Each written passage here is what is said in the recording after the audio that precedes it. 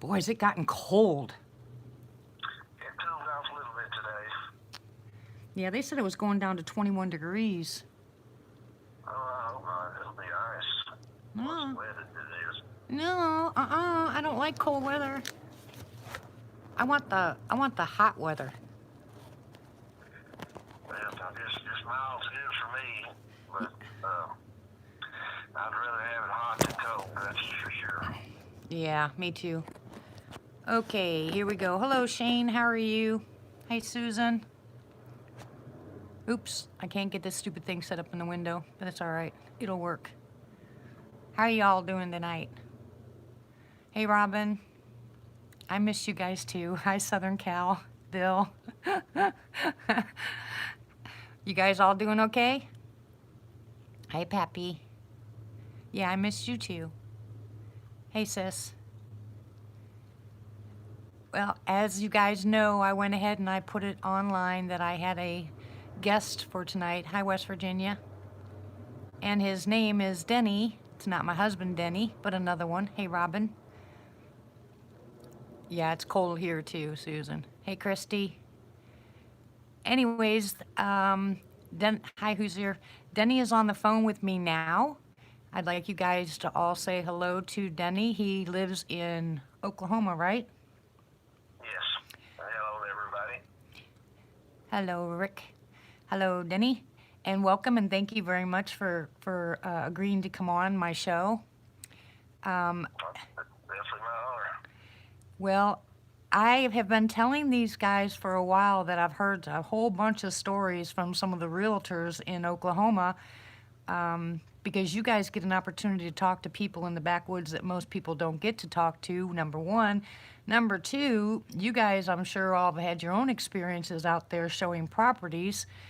So I asked if I can get you online, and you agreed. Thank you very much. I appreciate it. And I would like to know if you would tell them, I don't know, your latest. And then everybody's really excited to hear about the Bigfoot grabbing you story. So, Okay.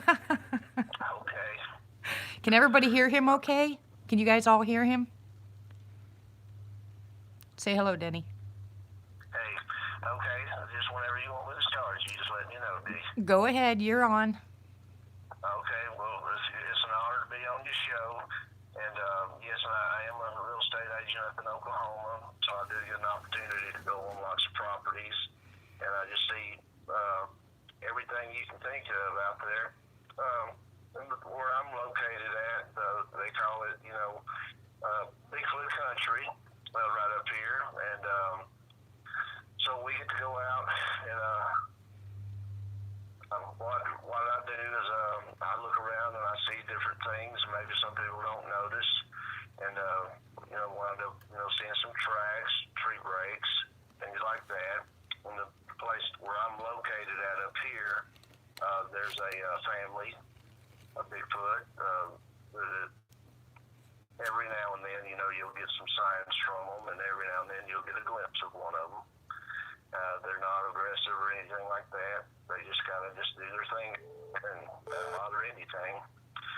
I've got a lot of stories up here that I can tell. Go ahead. If you had any, well, okay, well, going out on properties, I've had a few experiences out there with some clients, going out where we had on one particular property, 160 acres, we had to walk about 2 miles to get back into the property. I couldn't take my Land Rover all the way in, so we walked all the way down into the property, and it was getting pretty close to dark on our way back, so we started hurrying back. And on the way back, something took and broke a pine sapling. Well, I say a sapling, it was 4 inches, and just broke it off and laid it in the trail that we was coming back on. and the lady, she asked me what could have done that, and I told her, I said, well, I'm not real sure.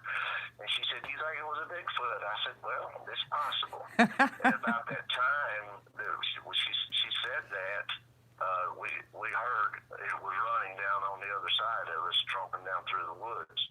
And us back to the rover. But that was pretty interesting, and I have come across some juvenile tracks that I took pictures of.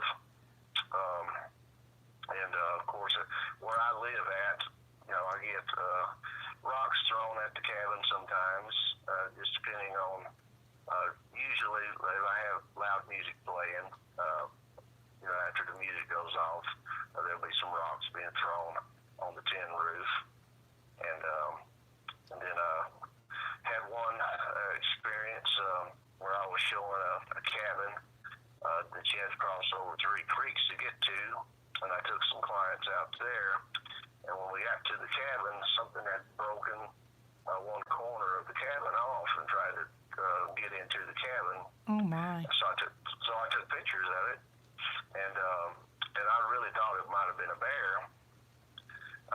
So I took pictures of it and sent them over to my broker. Well, he was out there 2 days later, and he asked me. He said, "Well, Denny, did you see the fingerprints?" I said, "What fingerprints are you talking about?" And he said, "Well, there's fingerprints on the tubifores." And I said, "No, I did not see it." So I went back and pulled my pictures up.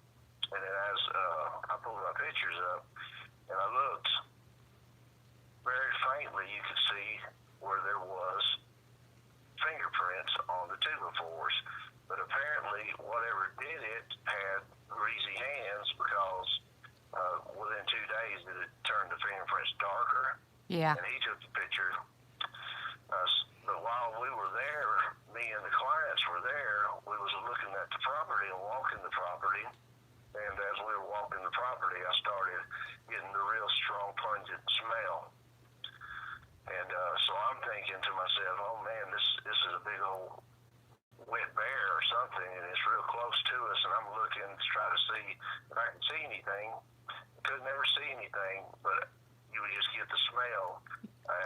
You walk a few feet, and then all of a sudden there comes the smell again. Do you get that smell a lot? Do you get that smell a lot when you're out? No, I have not. I mean, I've been out on the property that's by my house a few times, and only once have I smelled that type of odor out there, only once. But this one here, it was so strong that it was actually burning my nose. It was that close on us, but I couldn't see him. I could not. And they were smelling it too. And so I just told them, I said, we need to get on back, to the rover, and let's go on out. Yeah. So we did, and Chuck came down 2 days later, and he took pictures, and he sent me the pictures. That's how I was able to look at my pictures and be able to see where the prints were on the tubifores. And they were very long fingers. You could see where it grabbed it and tried to pull the tubifores apart, but it wasn't able to because it was so low down on the frame. But it ripped the panels off of the side of the cabin. Oh my gosh. Yeah, and that got to me a little bit because there were claw marks, and that's what made me think it was a bear. Right. But now that I see that it had fingers, it really got to me a little bit because whatever it was, had claws. Okay. And then we were that close on it, or it was that close on us. Okay, well, did it have fingernails? Did you see fingernails? It just put claw marks in the panels. Oh gosh. Yeah, and they were the hand size. I used a comparison in my picture to the hand size, and the hand size would have been. Let's say I'm 5'11". I really couldn't tell you exactly how big my hand is, but it would have been literally almost twice the size of my hand. And so I thought, well, wow, that is a really big bear. Oh heck yeah! And we really don't have bear that big up here. Every now and then, someone will take a trail cam of one that's pretty good size black bear. Yeah. But that bear was really big, and so I was really anxious to get out from over there. I would too, but let me ask you a question. That piece of property, that's not one of the ones I'm happen to go look at, will it be? I mean, it's not, it's not what I'm going to look at, is it? The people that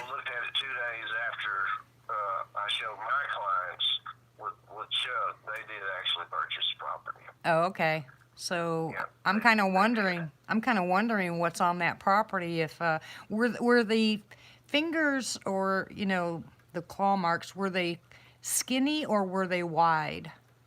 The claw marks were skinny. Okay, so the Yeah. points between each one, were they skinny or wide? Between each one was wide.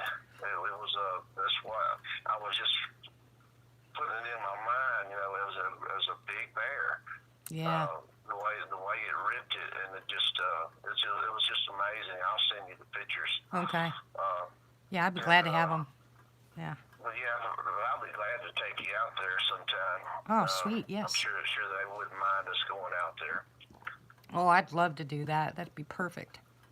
Yeah, and then as far as just other little things that happen around here, I had a lady that I talked with a few months back that she needed to borrow one of my trail cams because something was coming up to their cabin, and they had their garbage in barrels with pallets on top, and something was coming out and taking the pallets off of the barrels, not dragging them off, setting them off, and digging through the garbage, and not leaving a mess, just digging in the garbage.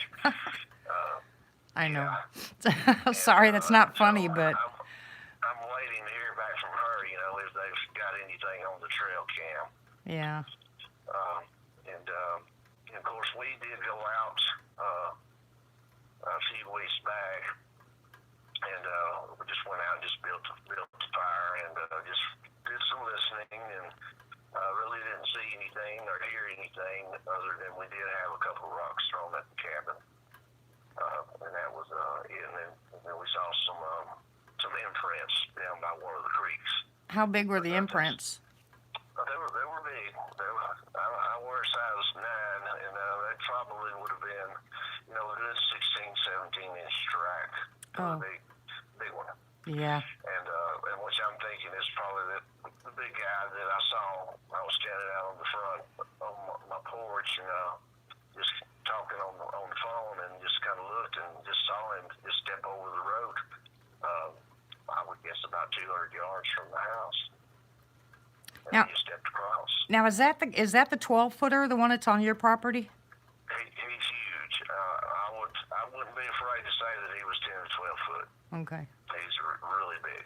Okay. Yeah. Is it the same? Are you the same one that Chuck was telling me about, where the family was coming home in the vehicle and saw it cross the road under the light? No, that's not me. Okay. All right. Not on that one. But now you do hear a lot of stories around here. This area right here, it's just pretty common to hear, people say, oh yeah, I hear them all the time, or I saw one crossing the field or down by the river. I sold a property on the river that the guy that owned the property, one of the reasons him and his wife were leaving and selling the property was he thought that he wasn't 100% sure, but he thought that he saw one walking down by the river, and he just wasn't too keen on being there anymore. Yeah, I've heard that quite a bunch with, because I'm very point blank with the realtors when I talk to them, and I said, look, I know you're going to think I'm crazy, but I really want to hear if the reason these people are leaving is because they have Sasquatch on the property or some other kind of cryptid. And I said, so if that's the reason, and that's the reason, then I'd like to hear it, because I'm not worried about Sasquatch being on the property. And then we get into the conversations, and then they tell me some of the stories that they know.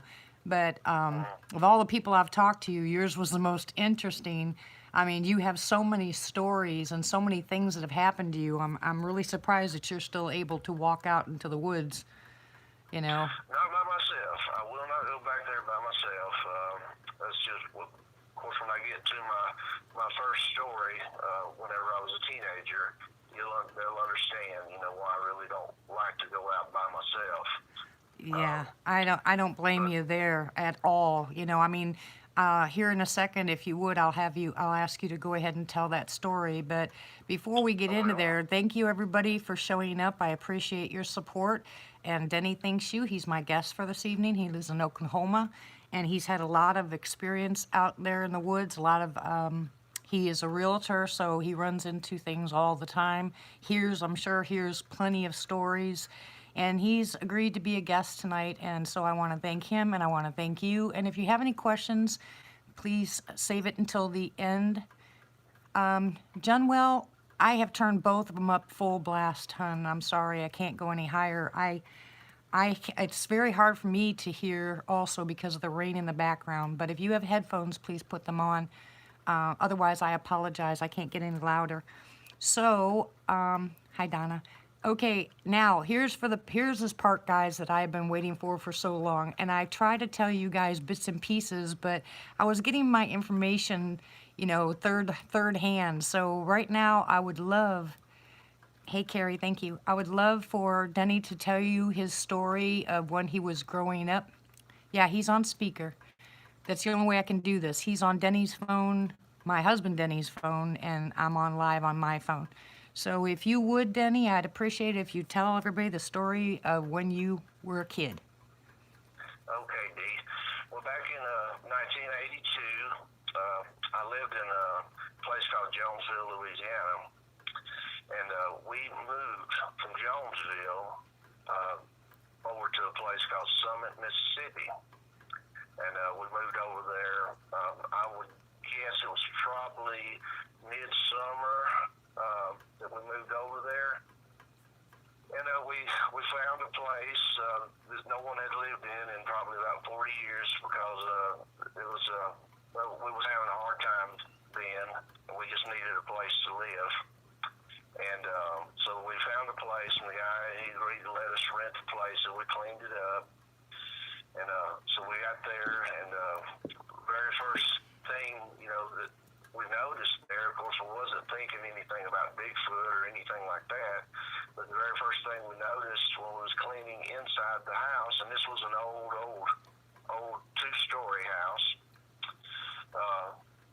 we get in the house, and we had to clean up poop. It looked like human poop all in the house, and we had to clean all that up.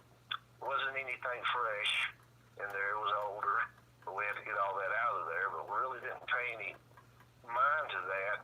But it all come into play as the story goes. So you just picture, just a teenage kid, just loves adventure and things like that. Yep. I love to just go out and explore, but I just couldn't wait to do that.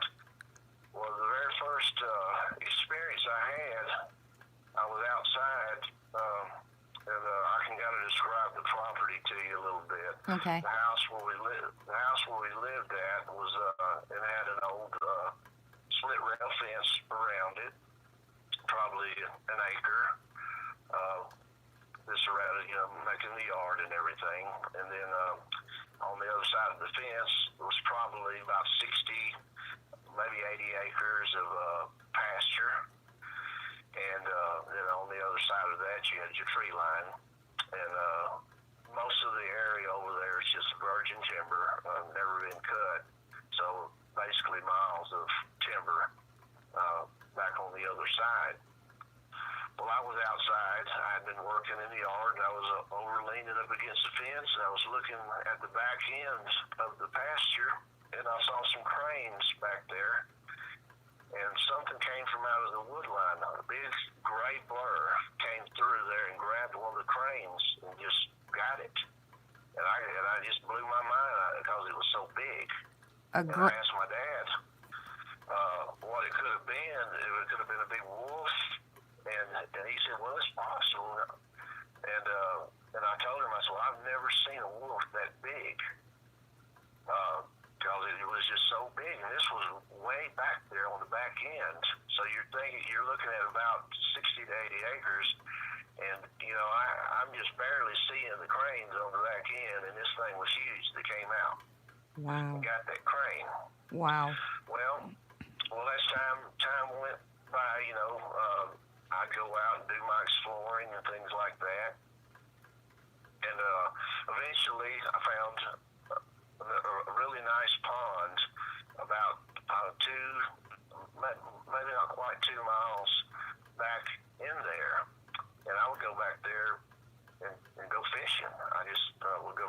catch fish. And every time I would go back there, I would find something new.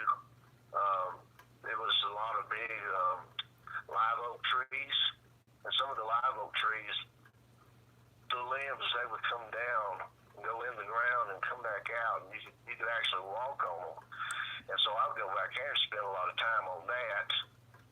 There's some nice pine barren back there pretty close to the pond. But I would go back there fishing on the pond, quite a bit. Yeah. And one particular day, I was back there fishing on the pond, and I was sitting there fishing. And I just had a really strange feeling come over me, and I was sitting on the ground, and I looked up, and when I looked up, right across on the other side of the pond was this great big hairy man squatting down looking at me. And it was kind of a reddish gray color. And the thing that sticks out to me the most on it was his eyes. He had these big, dark, almond looking eyes. Yep. And so all this happened, pretty quickly. But I was scared. I was really scared. It felt like it was taking me forever. So I didn't know what to do. So I just stood up. Well, as I was standing up, it stood up too. And it was standing up, and then I could see the full figure of it. And the best way I can describe it, as I was telling you, Dee, it was muscular. It wasn't overly hairy, but it was hairy. Mm-hmm. I didn't see a neckline. It looked like its head was setting on its shoulders from there. It never took his eyes off me. As I stood up, it stood up too, and it was just huge. And in my guesstimation, I'd say 7, 8 foot tall, maybe. Oh my gosh. Really, really muscular, broad shoulders. Its legs wasn't that big as far as real muscular. I could describe it like Hulk Hogan, maybe a physique like Hulk Hogan. Yeah. But maybe the legs weren't as big as Hulk Hogan's. But in this time, I'm trying to get all this in my head and trying to get my heart to slow down. And I'm trying to think of what I need to do all in this short time frame, and we're talking about seconds, not minutes or anything like that. Well, the only thing that I could think to do was turn to my left and start walking away. Well, as I turned to the left and started walking away, it turned the opposite direction and started walking that direction. But it never took its eyes off of me. It just turned, and it's looking at me this whole time. So I'm looking at it over my shoulder. It's looking at me over its shoulder. And so I'm easing that way, and it's easing the other way, almost like it was mimicking me. Oh gosh. And then as I get to a place where I feel like that it can't see me anymore, then I broke and run. Yeah. And I was in pretty good shape as a teenager, so I could run pretty fast. And well, I ran hard and just as hard as I could to get back to the house. And right before I got to the house, there was a small tree line on one side of our house that I was coming down the trail. And my little brother and my cousin were there on the edge, and they were building a fort. And I'm coming through, and I didn't stop to tell them what I saw or anything. I said, y'all just need to get in the house. That's what I told them as I went by them. Y'all get in the house. And so I make it to the front door, and when I get to the door, but just about the time I get through the door, they're right behind me. Yeah. And they're terrified. Yeah. Just white as ghosts. My cousin, he used the bathroom all over himself. And so we finally started trying to get them to calm down, and all they kept saying was, we thought it was you. We thought it was you. We thought you were trying to scare us. And then we finally got them calmed down enough to where Daddy could ask them, well, what happened? And then they told him, said, well, we thought Denny had come back around behind us and that he was going to try to sneak up on us and scare us. And but they was pretending like they didn't see me. But when they turned around to say, hey, we see you. Then they realized that it wasn't me, and they said it was the big hairy man. Wow. And so they ran, and they still, of course, they wasn't that far away from the tree line, and to get close to the house. This was probably within 100 feet of the house. Wow. And they said that it just followed right along beside of them, and it stopped at the tree line, and that's where it stopped at. So anyway, Daddy, he got his gun, and we went out there to where they saw it, and we looked around. You couldn't smell anything. It was, a lot of people say, well, hey, they just leave this odor behind. Well, this one did not leave an odor behind, but he did leave hair behind. So we gathered up the hair, and we put it in baggies, and took it in the house. Well, after that, that's when, things just started, really escalating. Pretty much every night, it would throw stuff at the house, and we finally had to put our dog on the chain because we were scared, that the dog was going to run out there and it would kill the dog. Yeah. And so pretty much every night, and I, not every night, but pretty much every night. And we'll get to the point, the place here now, and I'm describing our yard. We had a garage building that was separated from the house, and I had put a basketball goal up on one end of it, and I've set a drop light up out there to where I go out and shoot basketball, and this was really close to the house. So I would go out there and do that, and one evening I went out there, and I had to go into the other end of the garage to come in to plug in the drop lights. And in the garage on the back end, there's a big open window. And on the open window was where the plug-in was on that side. So I was reaching up to plug it in, and when I was reaching up to plug it in, something reached through the window and grabbed me and tried to pull me out, but it didn't get a good grip, and it slipped. Oh my gosh.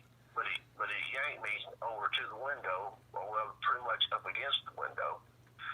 Well, I ran in the house and told, screaming, and told Daddy what happened, and we went out with a gun in the light, and we couldn't see it, but we did hear it running, across the field, but we never could see it.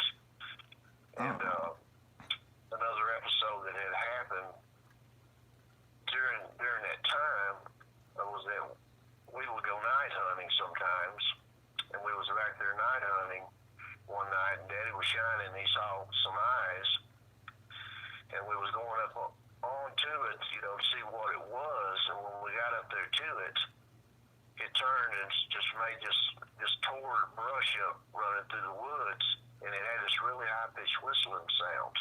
Yeah, I've heard that. And we really didn't know what it was. I asked Daddy, if he had heard anything like that, and he said no. But it was a great big set of eyes. There was no doubt about that. I mean, they were just big green eyes. And I've heard people say that they have red eyes, but this particular one, if that's what it was that we were shining, had big green eyes.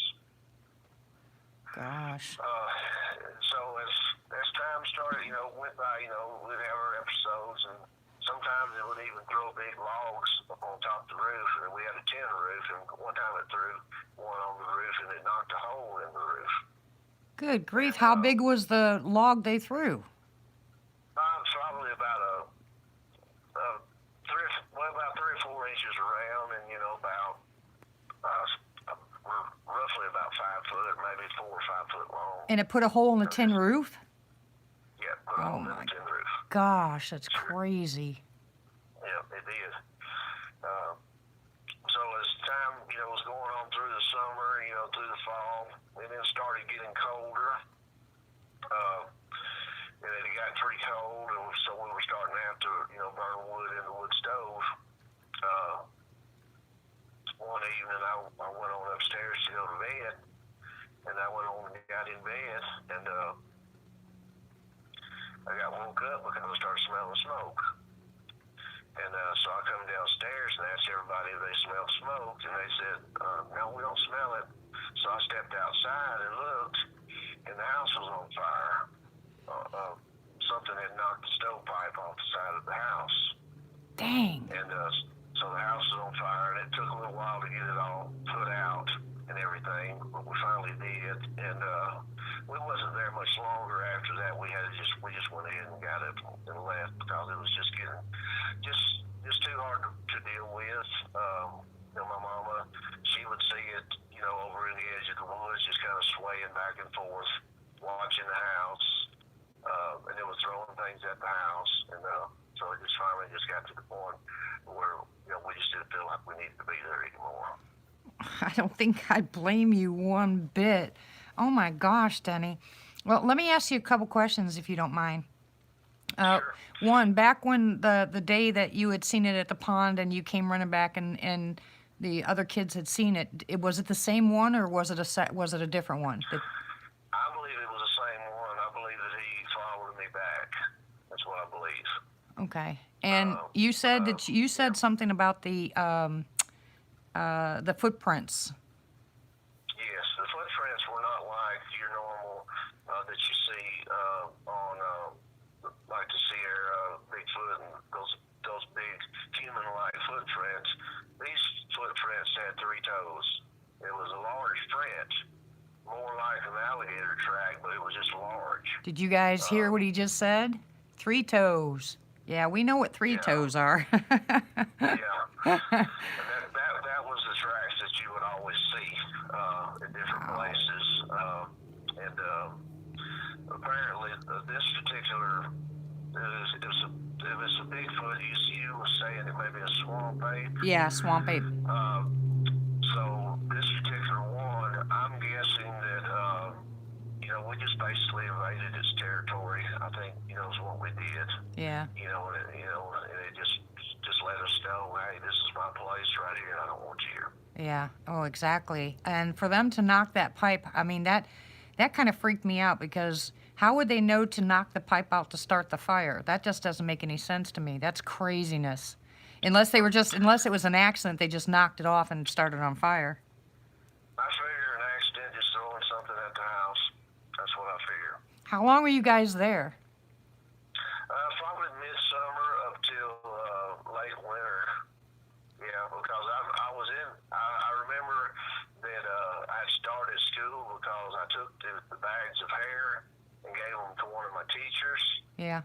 And he knew some people at Mississippi State, and he took the hairs there, but he never did return the hairs. So Of course not. I don't know what become of them, but I can describe the hairs. The hairs were probably about 6 inches long, and it was really fine. It wasn't a coarse hair. It was fine. Yeah. And it was gray, and you could see some reddish tint in some of the hairs. Yeah. Well, there's a lot of comments, not just on the chat here, but in many of the places that I've gone to and listened to people talk. And here's something I'm kind of thinking about, because the hair is not the same as the footprint in your case. Skunk ape, that what I've been told, skunk ape is red or black or gray, and they are the 3-toed also, but the hair is coarse. And then if you turn around and you go to the Gugway, which is the mountain giants, face eaters, they have the thinner hair and the 3-toed. So I'm really kind of shocked now. Now I'm really confused. So I don't know which one it is, to tell you the truth, but I'm really glad you guys got out of there. And how old were you when you lived there when this happened? We're about 16. Wow. Wow. And guys, he's still going in the woods. That is just craziness. I mean, I'm crazy too because of my encounters, and I still go out in the woods, and I'm still looking for property out in the woods, right about in the area you're talking about with all this activity, but we're just crazy. I think that's just the way it is. But so your last situation that happened there on that property was the fire, and then you guys moved, correct? Right, yes. And you guys only stayed there for basically a half a season, right? Yep, basically, yeah. Because I can remember, when we got there, I was doing a lot of mowing, and it was hot when we got there. And then, of course, when we left, it was definitely the coldest part because we were having to burn the stove Yeah. pretty often. Yeah. And that was all Mississippi, And, right? yes, yep. Southern Wow. Mississippi, 5 miles. I would say 5 miles south of Summit, Mississippi. Of Summit, Mississippi. Okay, thank you. Wow, that's incredible. That's incredible.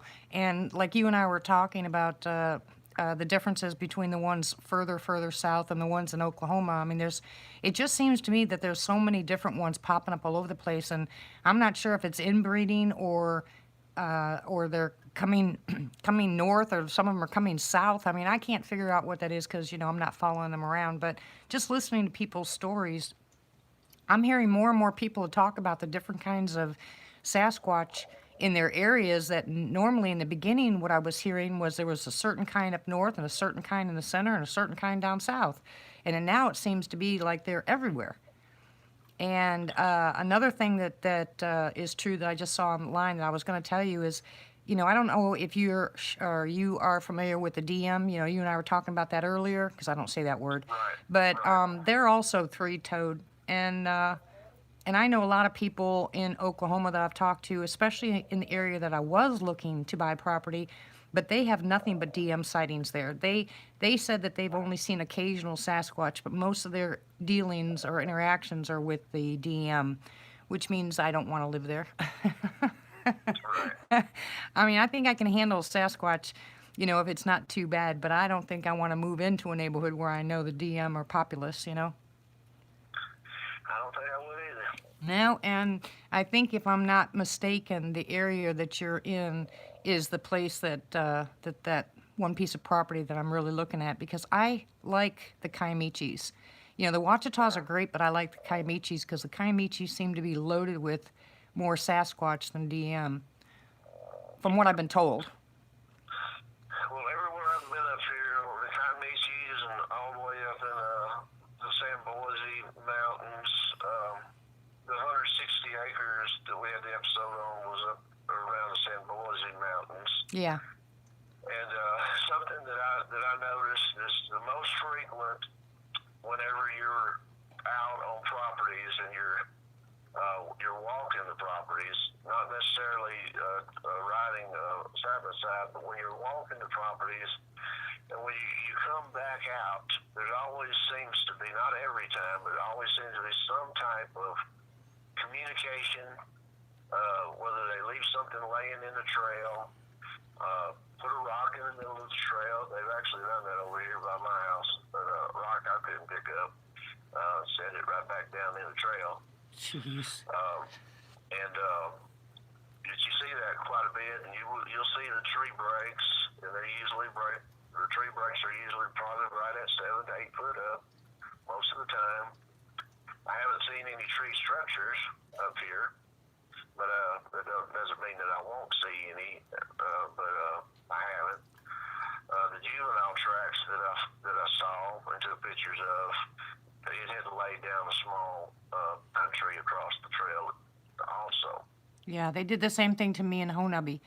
They put a bunch of stuff in the trail that I came in on, so when I left, I had to actually get off the ATV and move the stuff on the ground before I could continue because it wasn't small. It wasn't real small. These were big, like trees that had been broken off. Not the trees that we had cut for firewood, but it was actually the trees that they had busted up, and they actually put it in the middle of the trail. So we had to get off the ATVs, move the stuff, get back on the ATVs, and take off. Yep. So I'm familiar with that too.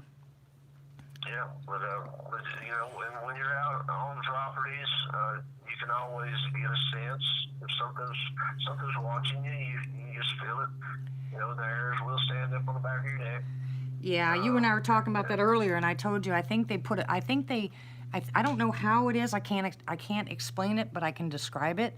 Since my first sighting, and you're the same way, I think once you have an encounter, an eye-to-eye, face-to-face encounter, from that point on, I think it's hard to describe. It's almost like they know that you know that they are there. And you can pick up on it when you walk in. I'm not talking about people that are empathetic or anything like that. I'm talking about someone who doesn't even know anything about empaths. You know, you can just walk into the woods after you've had an encounter, and boy, the tingling on the back of your neck, and that feeling, or whether it's a smell or no smell, you know that they're there and you know they're close. And it's just really, it's really strange for me because I mean, I live here just outside the city. I live just outside city limits, and I have activity here. And I have been since I moved here. I just didn't recognize it, you know, for a long time. Now I can sit here at my window, which is what most of my live chats are, and get activity right out in my front yard. I mean, I've had many times where I span my camera over to my truck, which is no more than 45, you know, yards away from me, and there's a great big set of eyeballs right behind my truck just standing there staring at me. So it's really strange how no matter where I go, and I'm not talking about city, I'm talking about out in the woods with Denny or with anybody else, the realtors looking at property. I mean, I get that feeling that, and if they tell me there's no Sasquatch there, I tell them, well, yeah, there are, because I can pick it up. You know, I mean, it's so strange how you know that they're standing there. First, I thought that I was just, you know, that's just because I was scared, you know, or because I'd seen them, so I was being cautious. But there's a whole different feeling with being cautious, just being cautious, as opposed to knowing that something's staring at you. Yeah, and some people they'll ask me, "Do you believe in Bigfoot?" And I'll tell them, "No, I don't believe in Bigfoot." I said, "I know that there's Bigfoot. Yeah. There's a difference in believing and knowing." And so, I mean, I'm a knower. I'm not a believer. I'm a knower. Exactly. And yeah, but I really do appreciate you letting me get on here and talk to you. And if anybody's got any questions about anything, just ask away. Okay, guys, it's question time. Do you guys have any questions for Denny? Remember, he's not a night owl like we are, so shoot. And I'm not an expert at anything. I can only tell you my experience. That's what we all say. You're in the perfect place, Denny, because that's what we all say. None of us are experts. We all keep learning and learning and learning. We learned something again tonight. I mean, it's just fascinating. But please give me your questions if anybody has them. I have to wait for the chat because it goes so fast. Sure.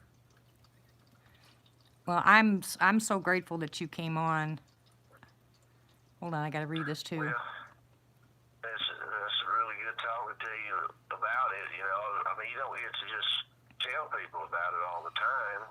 And because if you start just telling people about it, most of the time people say you're crazy, and you know, you get a lot of ridicule at times. But like I said, when you know, it doesn't bother you so much. It doesn't, because no one can take away that sighting or that experience. It doesn't matter what they say. No, You know, no, they cannot. someone wants to know if the log was thrown from the ground or from a tree.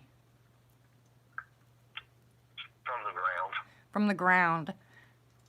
And the ones you saw, did you see anything on them? Are you talking about, Rick, are you talking about like grass or something like that attached to them, or mud?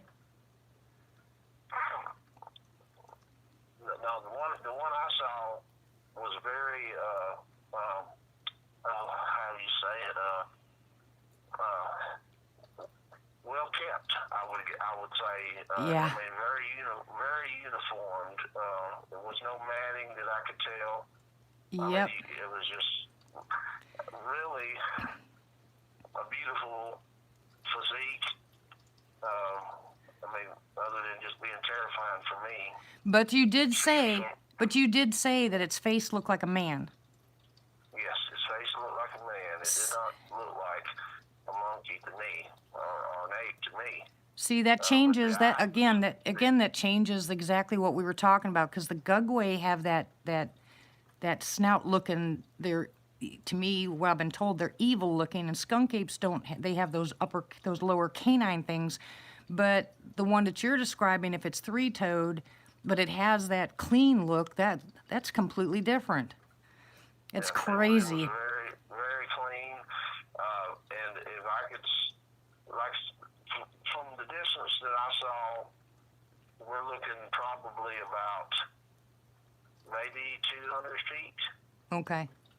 and I was 16, had pretty decent eyes at the time. Um, So did and not have a snout?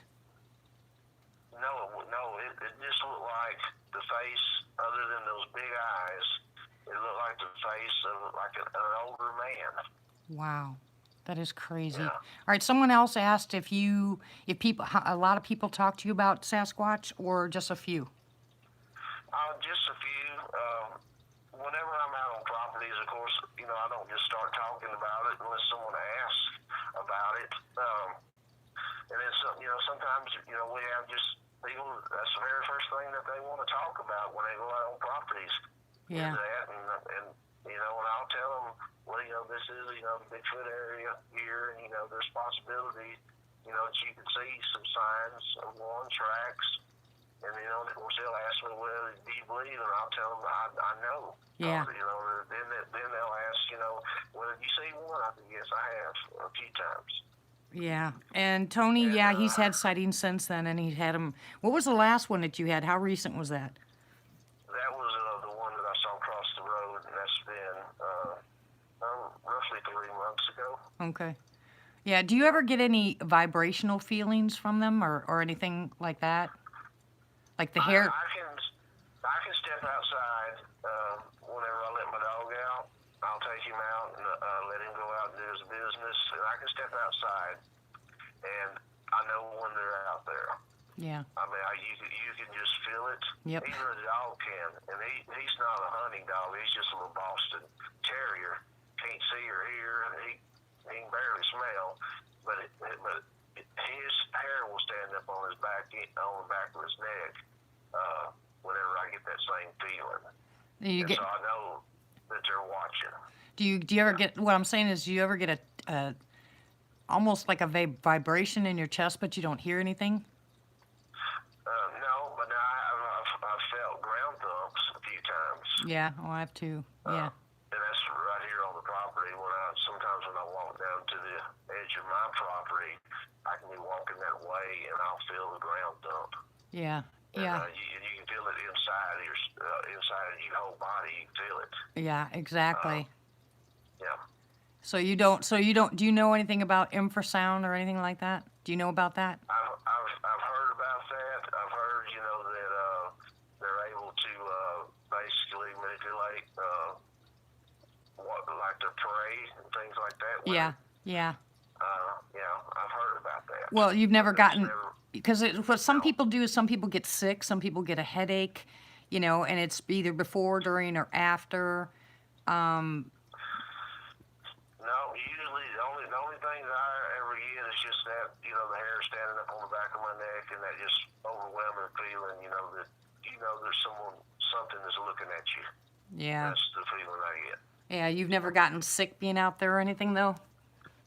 No, not equated to that. At least I've never had equated it to that. And I have been out there, and yes, I have got sick, but I never did equate it to that. Yeah.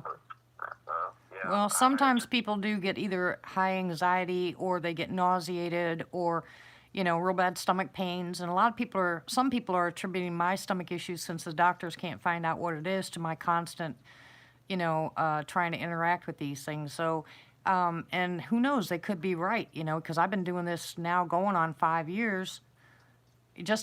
Almost 5 years, and my stomach problems started when I really started delving into this. So, and the doctors can't figure out what's wrong. But so, have you ever heard of something called mind speak? No. Okay, well, that's where apparently you hear them, say something, and you can't really audibly hear it. There's all kinds of different things going on in the Sasquatch world and the DM world that some of us are privy to and some of us aren't. Some people are having experiences with portals and orbs and all kinds of other stuff. And this group here, we just want to learn. We ask questions because we want to know what other people have been through. But nobody here is going to say somebody is wrong or stupid. We don't do that here, and we don't allow that here. We want to know what everybody knows. That's it. And so I have to ask the questions. That's what I'm trying to get to the bottom of that. I don't know. None of us know for a fact. But Sissy, hit him with something, will you? Anyways, one of my group is a well, he's a comedian, so I'm glad you can't read the chat right now, Denny. Yeah, that's the way he is. Anyway, someone else asked another question, and I can't remember. I can't remember what it was. So, whoever threw that question out that I haven't asked yet, will you please repeat it? I'm not picking on you, Rick. But I do like the people on this chat and on a couple of the other chats, Wood Booger Farm. You know, there's a couple of other ones that I really, really like listening to that won't allow the arguments. And if you get on to YouTube at any time, you'll find out that there are hundreds of channels out there. Yeah, Tony, he grabbed him because I think he wanted to pull him out the window. Oh, thank you, Ramona. That was the question. Ramona wants to know if you heard a lot of howls and hoops. No, the only thing I heard, well, down there, the only thing that I heard was that high-pitched whistle that we heard. It never really did make any howls or hoops there. Now here, sometimes at 2 or 3 o'clock in the morning, you can go out and sit outside and listen, and you can hear them down in there. And it's obvious, you know, that it's not a coyote or a bear. It's obvious that there's something down there communicating. Yeah. And I've heard almost really close to the house, almost like there was 2 low pitch Old men talking. Talking. Yep. Yes, but Yep. you couldn't understand what they were saying, but you could tell that they were talking to each other. Does this sound familiar, guys? That's exactly what I told them when I was up there in the property by Antlers. That's where I used to do my my videos from, and that's exactly what we said. Is it sounded like 2 old men talking, but you couldn't understand a word they said.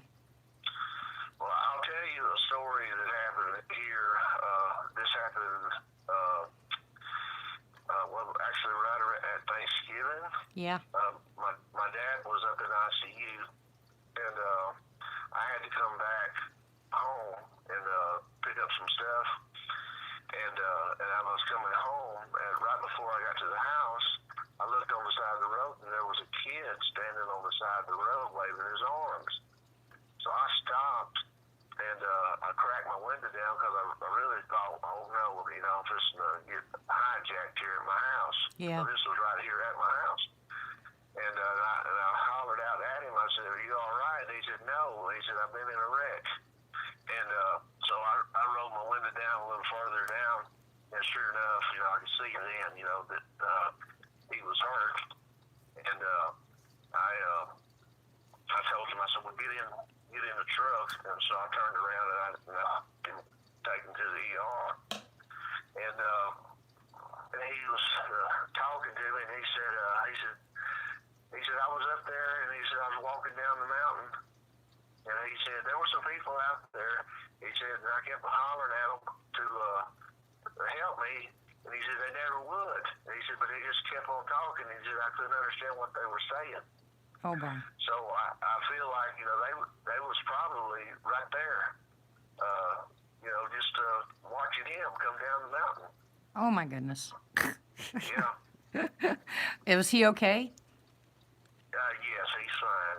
But he was bleeding internally, but they took care of it. And, but yeah, I told him, I said, "Well, you know, there's nobody up there on that mountain." I said, "If you heard somebody up there, you probably heard Bigfoot." And he said, "Well," he said, "now that you say that," he said, "they did have a real low voice." And I thought that was kind of funny. Oh my goodness, that's just craziness. But yeah, I wonder if you hadn't come along, if they would have helped him, you know? Because I've heard that before. Well, he was right at the house, so I'm sure that they were right there in the vicinity still watching. Yeah. Wow, that is so cool. Well, I want to thank you very much, Denny. I appreciate your time. I'm really grateful that you came on, and shared your stories with me. And anytime that you have anything that you'd like, or you just want to join our group and say hello and talk, you're more than welcome to call me, and I'll be glad to put you on because these. He lives in Oklahoma now, but you're originally from Louisiana, right? Yes. Okay. Yes. Yeah, he was originally from Louisiana, moved to Mississippi, and then moved to Oklahoma, where the hits just keep on coming, don't they? They do. And, I'll share some pictures with you sometime. Okay. Some pictures I've taken of the tracks, and I'm sure Chuck's probably already shared the fingerprint pictures with you. Yeah, he has, and they are oily. Their hands are oily. There's quite a few Yeah. people I've talked to that the residual is always as oily and it stays on for a long time. In fact, the ones on my truck, I put my truck through a car wash twice and they were still on there. So yeah, they're oily and it'll stay but that way for a while. So I think that's a good way to pick up prints, to copy prints is from those oily prints. But anyway, like I said, again, thank you very, very much. I appreciate your time and anytime. You're welcome to come back anytime, Denny. We really enjoyed it. Well, it's been an honor to be on your show, and it's been an honor to anybody who was listening out there. And just anytime I've got any questions about anything that I can answer, I'm more than happy to. Well, I appreciate that greatly, and I guess I'm going to see you pretty soon because we're trying to get hooked up out there where you, me, and Chuck can go out looking at some property and sit down and have a cup of coffee together. So I'm looking forward to that. Great. Okay. Me too. Well, thanks Me again, too. Denny. I really appreciate it. Thank you, Dee. I And- appreciate you. All right, you have a good night and God bless you. God bless you too. All right, bye. Bye. Wow, that was really cool. I was trying so hard to get him on there, and finally I got an opportunity to do it. And he was going to wait until next week, and I said, "What about tomorrow?"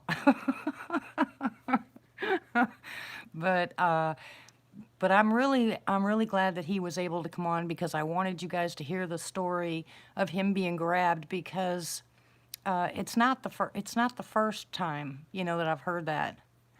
I don't know, Rick. I haven't been looking outside. I've been watching the chat, because the chat's going by so fast. But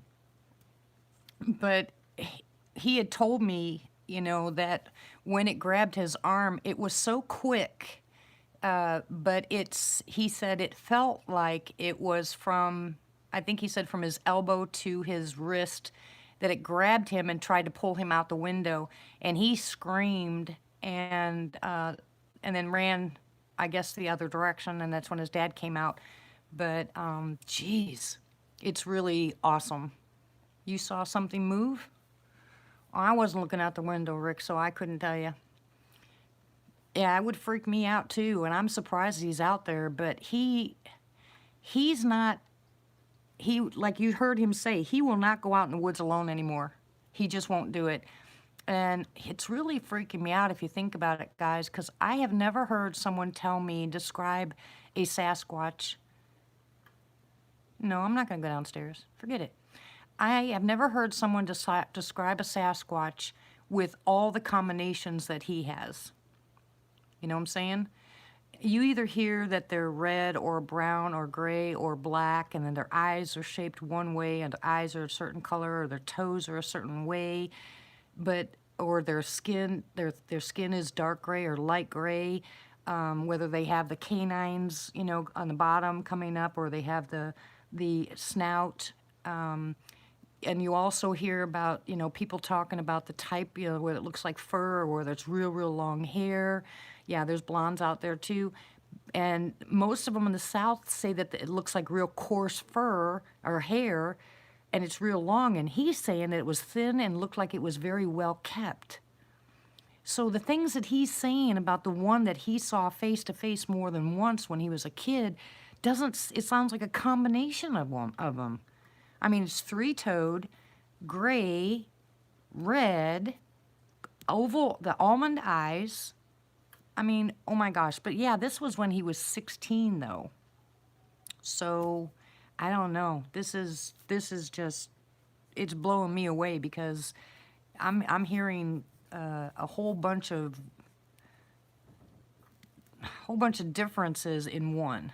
you know, and this is the first time I've heard all of that in one Sasquatch. So now all the people I've been listening to and thinking that I can divide them up into certain sections of the United States is just all way out of whack now. I mean, just way out of whack. So I couldn't tell you. So I learned a lot tonight too. Yeah, and we're supposed to go now. We're going Saturday to look at property, and I'm hoping that he'll be able to take me to that place where the house was ripped off. Can you imagine taking someone to look at property and half the house is ripped off? That is freaky.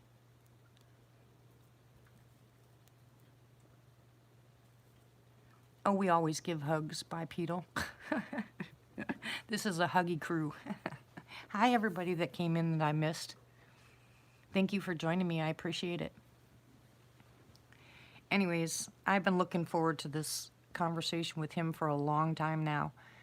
And I'm going to try to talk Chuck into coming on. He's got his own stories. I mean, lots of stories. So, yeah, I had to come on early tonight, Jamie, because he goes to bed early.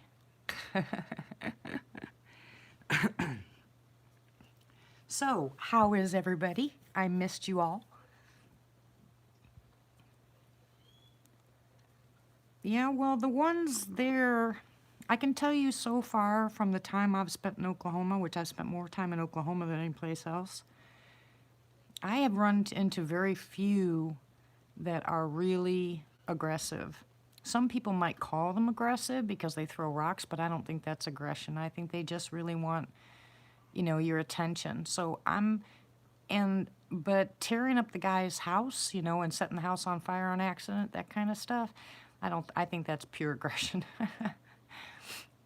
No, if you want to talk real briefly, because this is my way of unwinding away from the house, so I really don't want to spend a whole bunch of time talking about it. But we have somebody that's coming tomorrow, that is the inspector for the house. And according to the people that were here that were looking to buy it, as long as the roof passes inspection, then it's a go. Then they're going to go ahead and buy the house. But we have no place to go. We've been looking. Jamie's been helping me. Thank you, Jamie, again. We've been looking online for a lot of places. But either way you look at it, it's going to take at least 45 days for the house to sell for us to be able to put money down someplace, because we won't have the money to actually to pay for someplace until the house sells. So I don't know where we're going to go. and that's I'm looking for some property, or sometimes it's cheaper to buy a cheap house on a piece of property than it is just to buy the property, and especially in Oklahoma, because Oklahoma, for some reason, and I have to blame this on Sasquatch, a lot of people are buying up the property like crazy, and I mean like crazy, and they've doubled their prices. When we first started looking in Oklahoma, the price of land was $300 to maybe $1,000 an acre. Now it's like $3,000 to $12,000 an acre. So, yes, I believe that too, Donna. I believe that God will find a way. I don't think He started this to end up with us. I have a camper. You know, we just have to find a place to put it.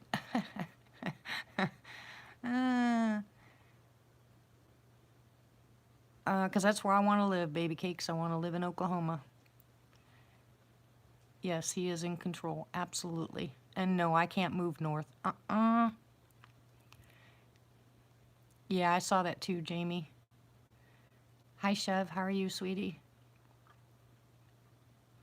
But I think everything's moving the way it should be, and I think that when it comes closer to the time for us to have to go, that the right place will show up, or the right property, either way, and things will be okay. It just might take me a while to be able to get back online and go back to my live chats or something like that. Mom's birthday, Dad passed. Oh, I'm sorry to hear that, Tony. Yeah, I just went through that too. You know, my mom's birthday, and she passed away, and my husband's sister's birthday, and Yeah, yeah, yeah. Well, I was looking for property too in Kentucky, Rick, to tell you the truth. And it's more expensive there than in Oklahoma. But I'm really sorry, Tony. I pray that you get through this day okay. I know it's hard, hun. I miss my family. You know, I've lost so many, so I understand. My prayers are with you, sweetie. Oh, my daughter in law's home. Who is Denny? Denny's that realtor that I was telling you guys about. Yeah, there's some beautiful property in Kentucky that's for sale too, but it's over our price range. You know, you got to remember that we're not going to get very much out of this place. So, what we have to find is some place that's really cheap. And we'll just put the RV on it until, but it's got to have water and electricity. You know, I mean, not in the beginning, but we'll do whatever's got to be done. Well, Sissy, I went through probably 18 pages of property. I don't know about Rick's area, but I went through about 18 pages of houses and just land for sale, and it's way over what I could afford. We love you, Tony. You and Vanessa. And my husband's name is Denny too, so. No, that was one of the grandkids. It's more expensive than where we're looking in Oklahoma, because I won't go west in Oklahoma. I want southeast Oklahoma or southwest Arkansas. That's what I'm looking for, Robin. We're looking for a place to put the RV. I'm not going to be particular at all, you know. I mean, I just want a place that we can go where my husband isn't going to freak out. His blood pressure today was 185 over 115. This is too much for him. This is really doing a number on him. So we just need to get it over with so he can relax. Yeah, it was Western Kentucky.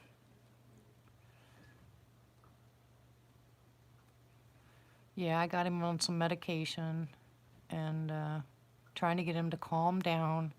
And I told him, I've got this, you know, whatever God's going to do, we're going to do together, and it'll be okay. But he's stressing this big time. You know, this is a lot for him.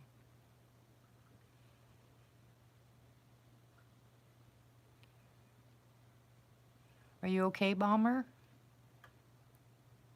Yeah, Talamina State Park has some openings, so we're going to try there first if we have to move out fast. Because he wants to be in here the first week of April. Okay, Rick. But yeah, we've already looked in some of the state parks to see if we can stay there. It's usually $5 to $15 a night. So remember, we're not going to have an income, you know, so we have to go someplace. And I think there's a place in Antlers that actually has some place we can stay for $350 a month, which will be fine. That'll be great. I'm just not sure if they're going to have any openings. So one thing at a time. The biggest concern I have is getting my stuff into storage, because we're moving from a 5,000 square foot house into a 400 square foot trailer. I think that's what's stressing my husband out. Oh, it's so funny. Well, thank you very much. You guys' prayers and stuff like that are just, you bowl me over, seriously. You humble me. The Bomber, it'll be okay. You know, it'll be okay. You got a lot of good people here that you can talk to anytime. Yeah, release is good. Now you got to find out where to put it, where it belongs. Yeah, right, Bill. Hey, I'm good at packing, let me tell you. You know, we moved around every single year. We won't be here in time for a yard sale, Jamie, not for the weather to break. I'm giving most of it away, Lane. Almost all the stuff we have, we're giving away.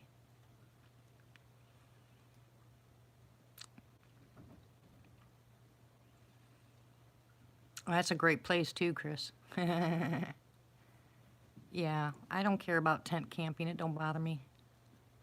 It'll bother my husband because his body he just can't do any of that kind of stuff anymore. Thank God for the RV. But it'll be all right. I'm not stressing it, guys. It'll be okay. I'm just concerned about my husband's health and getting it done.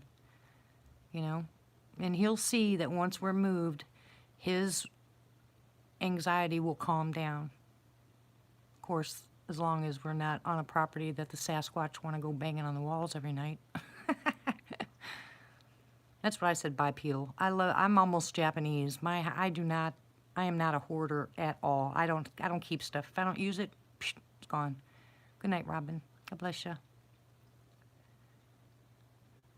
Oh, really?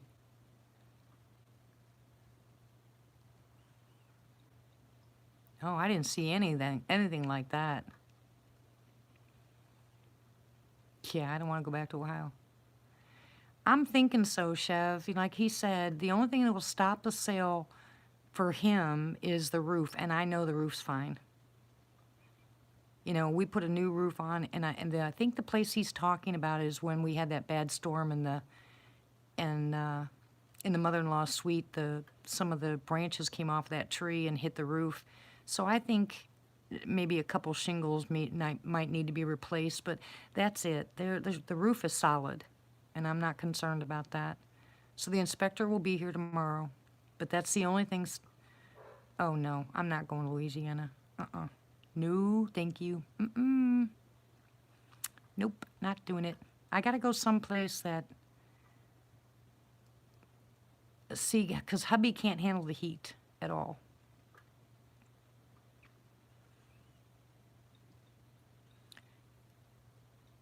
Would you stay in a what? What's a MIL?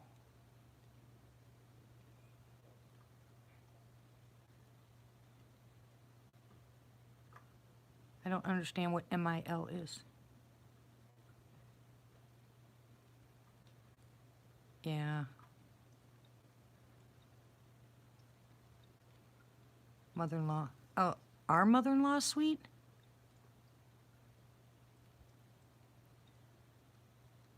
Why don't we stay there? Is that what you're saying? No, when they buy the house, we have to get off the property. He's going to use the mother-in-law's suite as his office, and it's gutted right now. There's no carpeting, there's no nothing. No, they won't let us even stay there temporarily. When they buy it, we're out. Because he's got work. He wants to repaint the house. He wants to put all new flooring in it. We have to be off the property.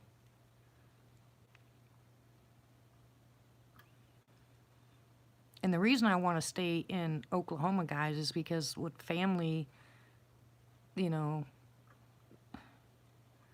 besides the kids that are too far away, I want to stay close to the family and the grandkids. Oh, it'll probably be about 45 days, Jules. It's not like we have to move tomorrow. And it'll be from now, if they say yes tomorrow, then it'll be 45 days. Yeah, and it's not very hot in the middle in those between those mountains up there. It's pretty nice. And Sarah's doing well. She can't wait for the baby to be born. She's losing her marbles. It's good to do that, Bomber, and just keep talking about it. Good night, Jamie. Love you. Where are you going? Got to go to work?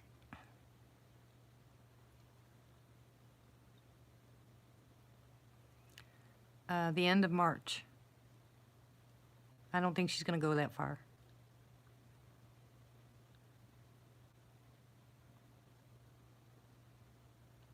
Not out there in the woods, you wouldn't.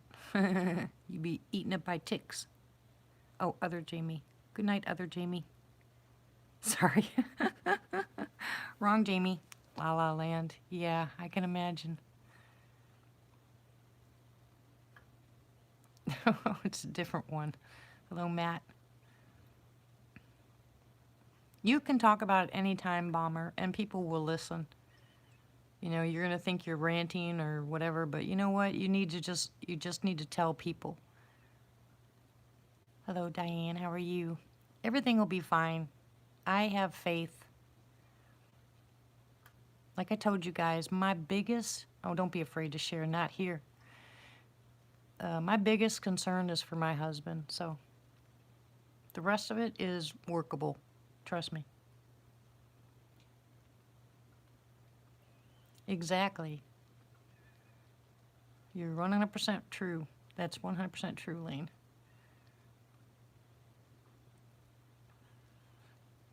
Dang, Jamie. I'll tell you what, this wraparound blanket thing, woohoo! Oh, my stomach issues are off and on, off and on, off and on.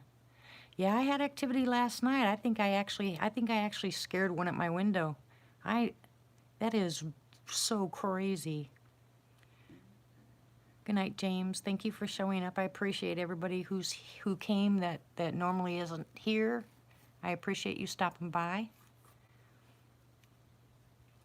Well, last night, oh yeah, I know, Chev. I told him to come this weekend so he can go look at property with me if he's feeling up to it. But last night I was watching TV. I'm not TV. I was watching on my computer. I was watching a movie, and I heard that clicking noise. So I clicked back, and then I just continued watching. You know, it was dark out, and then I heard the clicking again. So I jumped out of my seat real quick to look, and I heard something. I mean, just barrel away from here, and I started laughing. I think I scared it. I think they were actually coming to the window. Ooh, get him, sissy. Where's Martha? She can throw a cactus at him.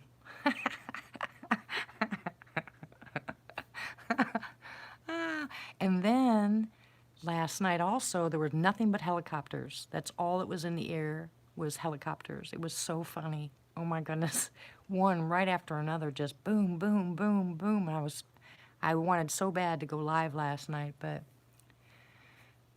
oh, it was wild. So I'm wondering whether we're going to have activity tonight, but I'm not sure. I think I might stay up for a while here. No, I don't ever feed them bipedal. Right, Lane? But I got to get up tomorrow and get this house, you know, I got to move stuff for them guys so they can go take, I guess the guy that's going to buy the house will be here tomorrow too. Yeah, I told him everything, Pam. I don't leave anything out. I told him everything, except for Sasquatch. I didn't tell him about that. Anyway, he's going to measure every single room. Yeah, feeding's a no-no. But yeah, I promise you that there was one by my window last night because I jumped off that chair because I wanted to see something, and it took off running. And it was no cat, and it was no person. If you guys would have heard it, you would have freaked out because it was loud, it was fast.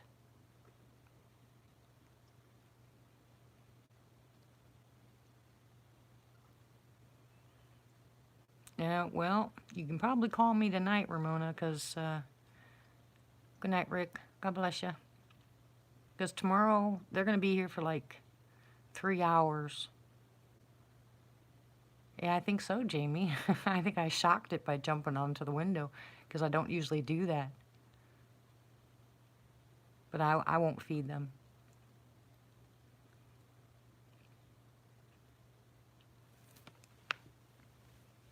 Okay, stupid thing. I'm getting caught up in here. I missed all you guys so much. I didn't think I'd have this many people on here. I'm really happy. At one point, we had like 70 people.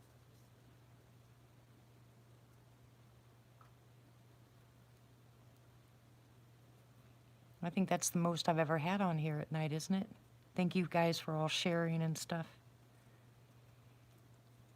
But he's got a lot of stories. I mean, a lot of stories. Aw, thank you. Missed you guys too.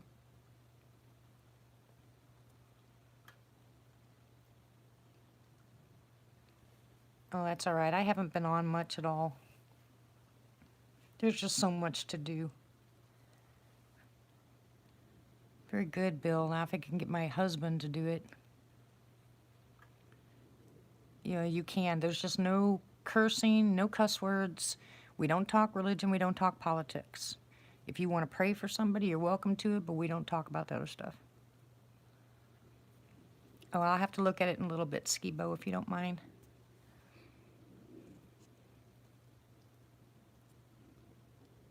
It's hydrogen peroxide, food grade hydrogen peroxide. It helps people breathe. Some people are very afraid of it.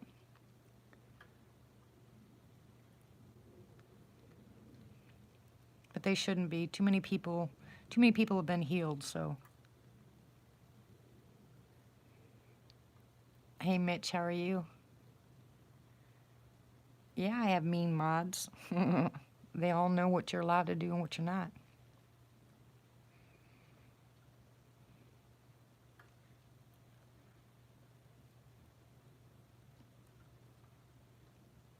Yep, peppermint, oregano. Oh, I wouldn't put oregano in your vaporizer. That's not smart.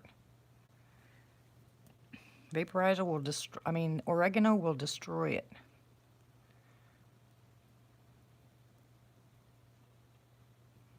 Yeah, we've been praying for the country every night. A lot of things changing around here. Some for the good, some not so good. Yeah, there are there are so many books, but you're gonna get a lot of naysayers about hydrogen peroxide, and some of it's true. If you do it wrong, you can die. Like if you use the stabilized stuff that's on the shelves. I don't know anything about witches, hun. But if you use the stabilized stuff, it's really bad. You can cause some damage. If you don't knock it down to 3% the food grade and do it right, you can cause some damage. So there's things you got to be careful of. You don't ever put peroxide on an open sore, no matter what anybody tells you. It's just not smart. You can, it's not smart.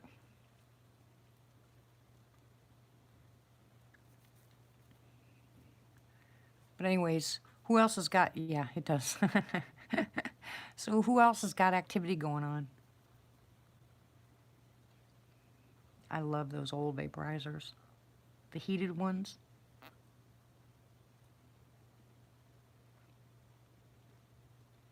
Yeah, if you pour peroxide on an open wound, it can actually burn the new skin that's underneath it and cause it to hold in the infection because basically you cauterized it. Peroxide is strong stuff. You can mix it with some saline water and do it and it'll be okay, but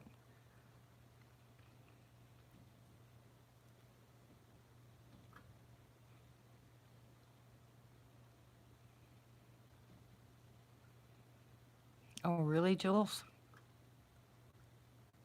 Exactly, Diane. I've got enough experience with it where I can help people with it, but when people just run out there and do stuff, it's crazy.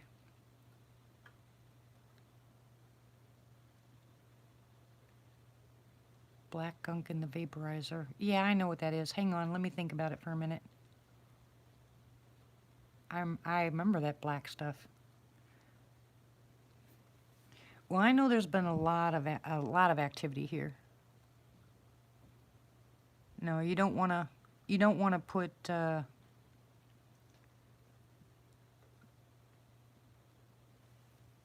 I don't think it was pine tar. You don't want to put peroxide directly on a sore.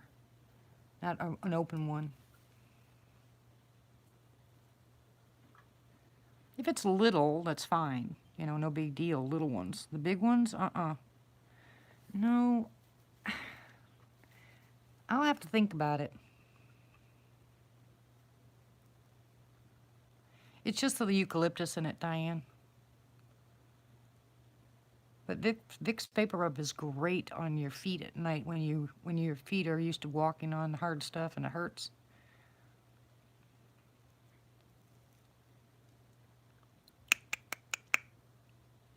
I heard the click again.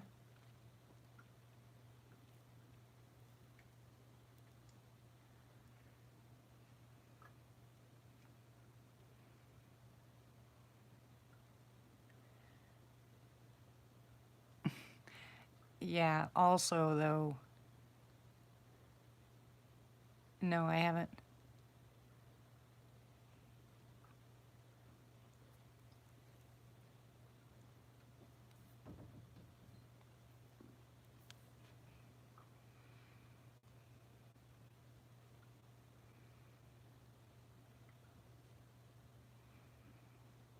That's why I said mix it with a saline or a distilled water. Pure peroxide on an open wound will actually destroy cells. Yeah, I had to start early tonight, Mike, because of my guest. He goes to bed early.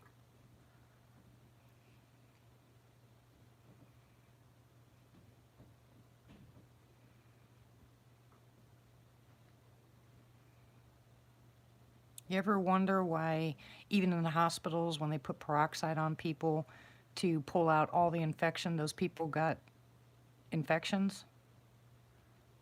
Because the peroxide basically closed off everything.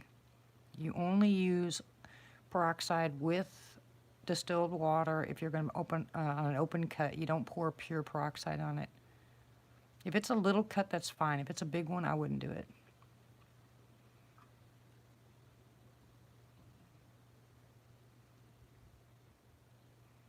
No, he doesn't, but I don't think he's going to have that problem. Good night, Bill. God bless you.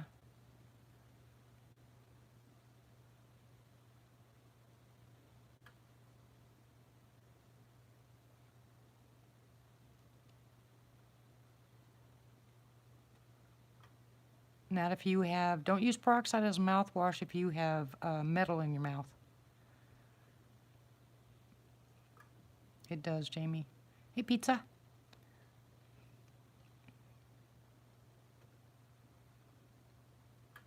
Yeah, Cordalis is good stuff, isn't it, Skibo? So is Moringa. Say goodnight to Carol for us.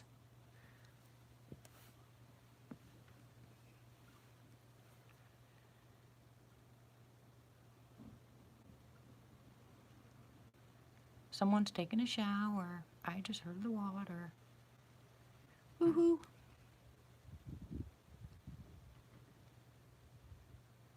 Hey, Rick, are you having activity at your place? Yep. Peroxide with warm water in your ear is really good.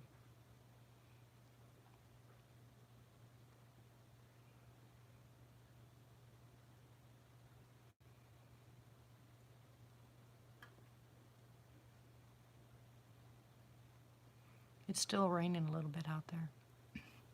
A chicken massacre? What? Yeah, coconut oil. Oh, yeah. Good night, 5 Hazel. God bless you. Thank you for stopping by. Well, there you go. That's awesome.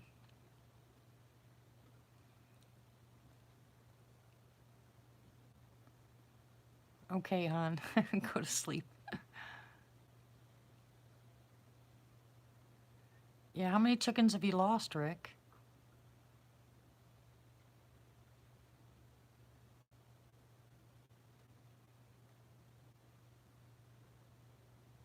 Yeah, it's been raining here all day, too.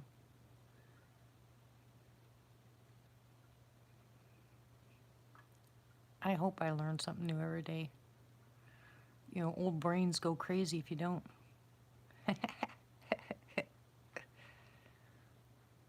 Oh, good. Well, I'm glad to hear that, Rick. I just want it to be summer again.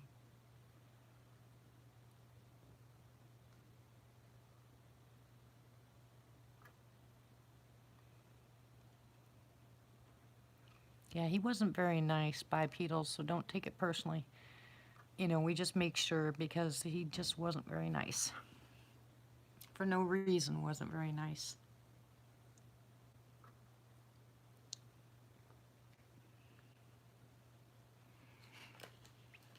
I love summer. Love summer. And I'm going to try a new, good night, Sissy. God bless you, sweetie. Miss you. It was so nice to see all the familiar faces again tonight. I haven't seen you guys in so long. Yeah, it would, unless he changed his attitude, but I don't know. I think the same thing, Ramona. I think it was a new juvenile, that was having fun with Rick.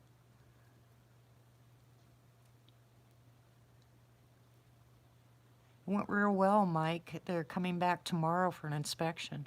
They have the inspector with them. If the roof passes inspection, then right now I'm 99.9% sure he's going to buy it.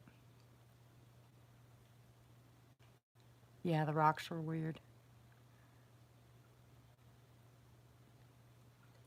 I don't know if you'd like that, Rick, if I bought property next to your Uncle Bob. I could have fun with that.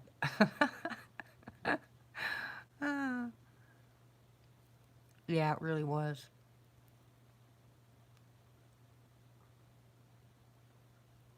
No, that wrong inspection, that was from the insurance company that was throwing us out. This inspector is the guy that is actually going to do the full inspection before the house is bought.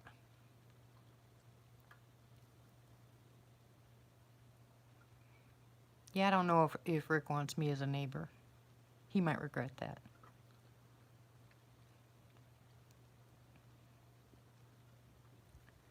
Good night, Diane. Thank you very much for coming by. I appreciate it. God bless you.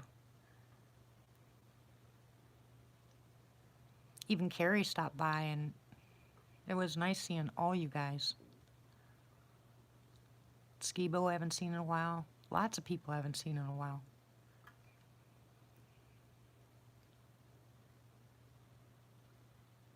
What's bad with what? Me being next to Rick? I don't think he'd want me as a neighbor.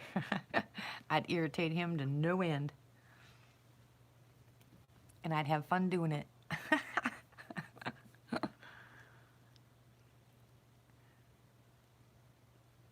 Exactly, Mitch. Yeah, I know, Jamie. A lot of people, because I just can't go on that early, because then I'll be live for like 10 hours, you know. Of course, I'm not staying on until 3 in the morning tonight, because I got a lot of work to do tomorrow. Yeah, I'll call all the boogers to my house, and you won't have any more.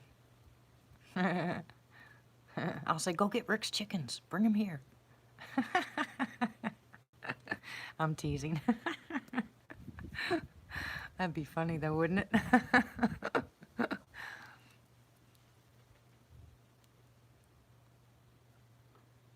I gotta go close that door. I'll be right back, guys.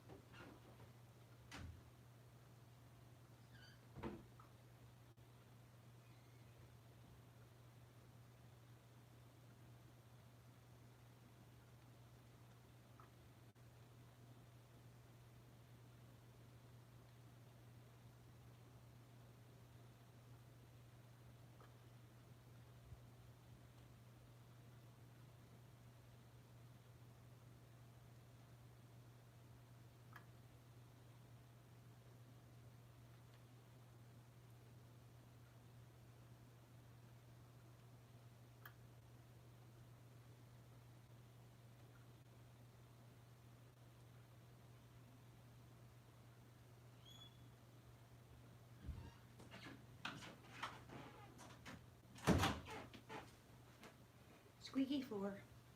I don't know if I told you guys this or not, but last week, don't you shush, pizza. Last week, I don't Oh, I might have told you guys this already. Excuse me. Bella and Tank go out the backyard at night because the cat's out front. And I opened up the door. What do you mean prayers, Martha? What'd I miss? Yeah, my squeaky floor. I'm surprised Christy didn't show up. What's the matter, Martha?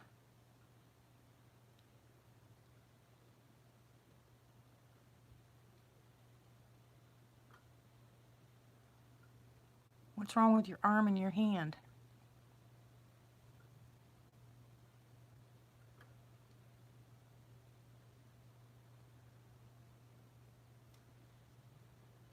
Ooh, yuck. Prayers, sweetie. Hello, Scottish. How are you? Welcome. Bigfoot Explorers Live. Yeah. You know what works better than chiropractic? Is acupuncture. It actually does work better. I'm sorry, Martha. You've been going through a lot lately, haven't you, sweetie? Well, big time prayers for you. Dang, it's cold.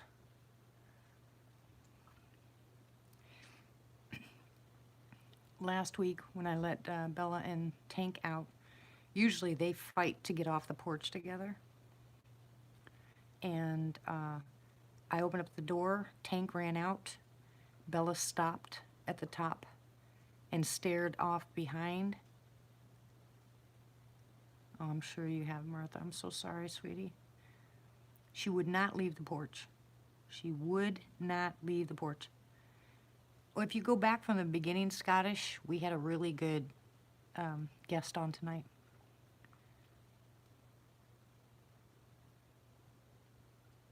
I don't know.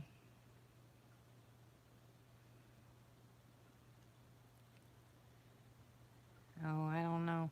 Like I said, I went through the chiropractor and I always believed in chiropractic, but they couldn't help my sciatic, and I did acupuncture for a while and it helped tremendously. Yeah, Bella said she wasn't going, and she backed up next to me and went back in the house. She would not go outside. And that was the same night that Sarah had asked her dad to go outside because she kept hearing something on the back porch. It scares her half to death when they're playing back there. And I'm wondering, seriously wondering, ooh, Martha, hon, you have to have that Baxel. If you don't get that Baxel, I'm going to get it for you. Anybody that has joint problems or bone problems, you need to be on Baxel. It's hyaluronic acid. That's what synovial fluid's made out of. You really need it. It helps the joints, helps the bones.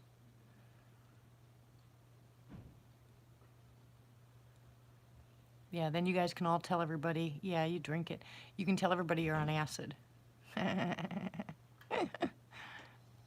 No, I couldn't do morphine. Morphine would put me in the ground. OTC, you buy it from a naturopath or a natural store. It's thick, yeah, but you can mix it with juice. It'll be all right. It works really well.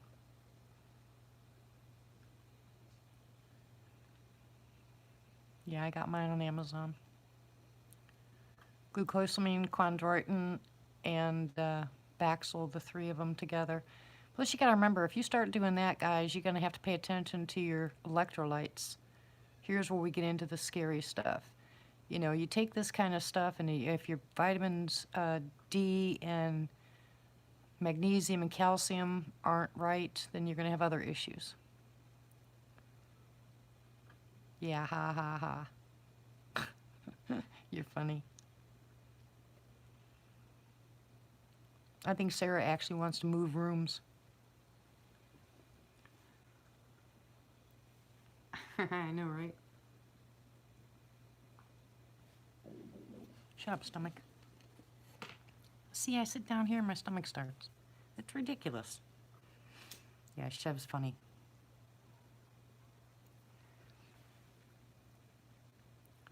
Oh, yeah. I'll tell you what. If I had If I had my way, every single person would be on all the B vitamins. I mean, all of them. Exactly, Skibo. But most people don't pay attention to it. That's why I said, if you guys send me your last CBC CMP, I can tell you what you need.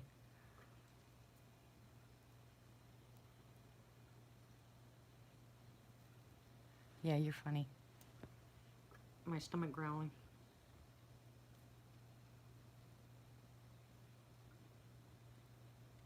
No, there's a couple of them online that you can buy that has a ton.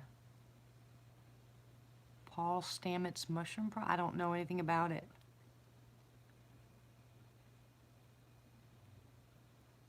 If you go on Amazon and put complete B, you'll find only 3 or 4 of them that have all the B vitamins in them, but they are expensive.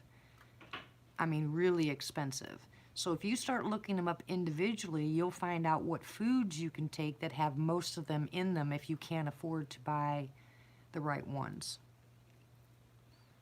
Okay, I will, Scottish. I take maitake mushrooms, chaga, and lion's mane.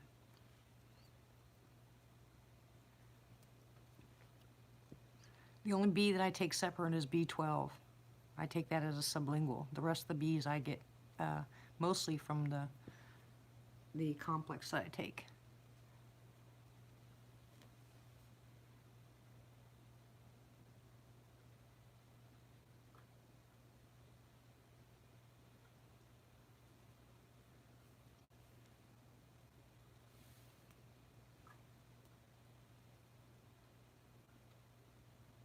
Oh, really? Dang it. Hold on a second. I'll be right back again. Hold on.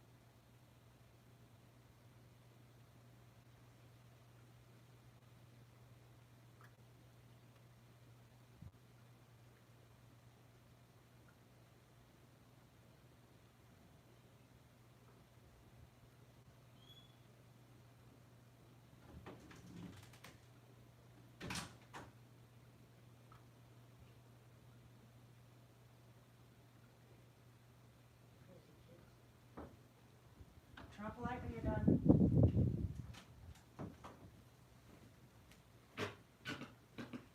Rugrat kids. Okay, where were we? Why are you not feeling so good? Ooh, I love Bach.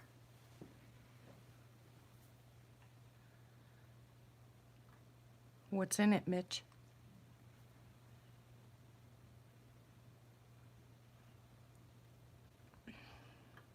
You guys would be surprised.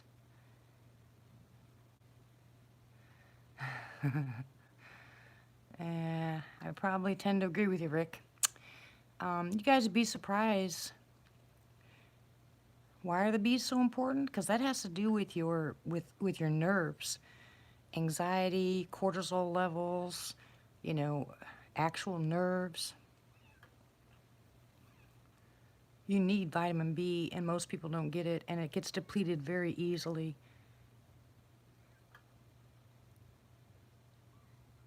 I mean, bees rule. You need vitamin C and vitamin D, especially if you don't spend much time outside.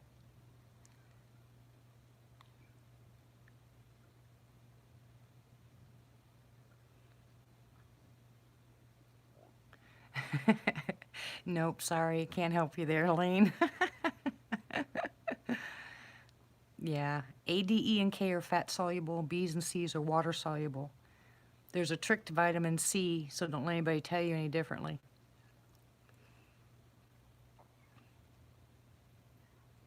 I wish I could, Lane. I'm sorry. Matt's the brat. Everybody knows it.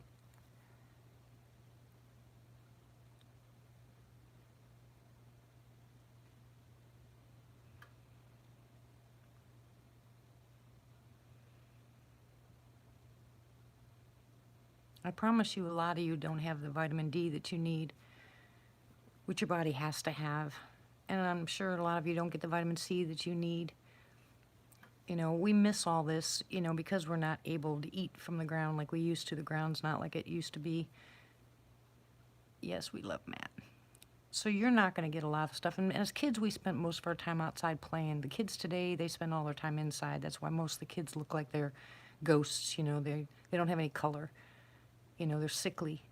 You know, they don't spend any time outside. They don't do what they used to do. And we used to eat stuff right out of the ground, you know. I boost vitamin D in the winter. Yeah, you have D2 and D3, so there's a difference in the Ds. But if you're, you know, oh, I can get into just a plethora of stuff. We don't need to go there. But if you spend a lot of time, there you go, Albert. That's what I was saying. Eucalyptus, menthol, all those. You can make those yourself. They don't absorb very well because of what's in them, titanium dioxide especially. So you can get the vegetable ones that don't have the titanium dioxide. That's why I make my own. Hey, Lynn, how are you, sweetie? You don't get the diatomaceous earth in your foods at all anymore either, which is why a lot of people have parasites and parasitic problems, you know, stomach and intestinal problems, because back in the day, you ate stuff right out of the ground.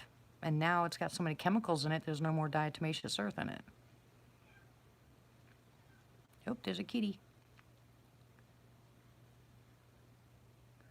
It's nice to see you too, Lynn.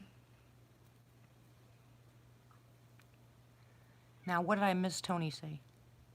I miss everything. See what happens when I go on a rant?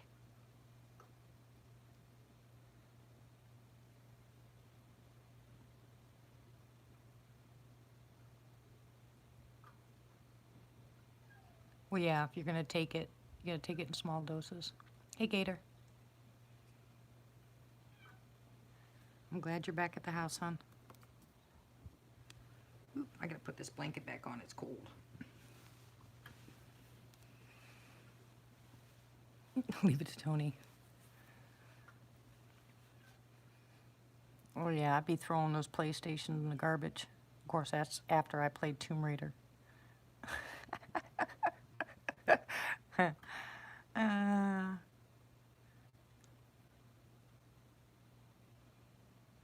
Yeah, that's why they have pre and probiotics now. Some of the stuff you can get from food and some of the stuff you can't. With our kind of food that we've been eating, I suggest pre and probiotics.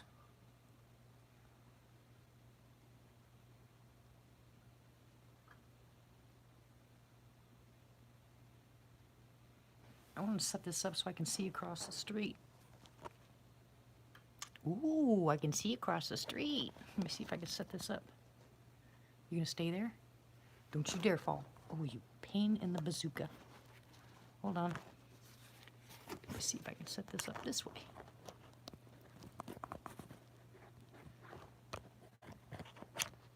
Nope, you don't want to sit up at all, do you?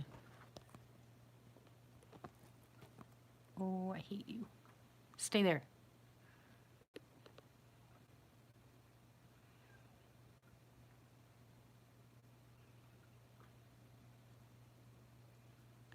Yeah, you need the sacreds. Yeah, there's a lot of stuff that you really need to learn about if you're going to go that route.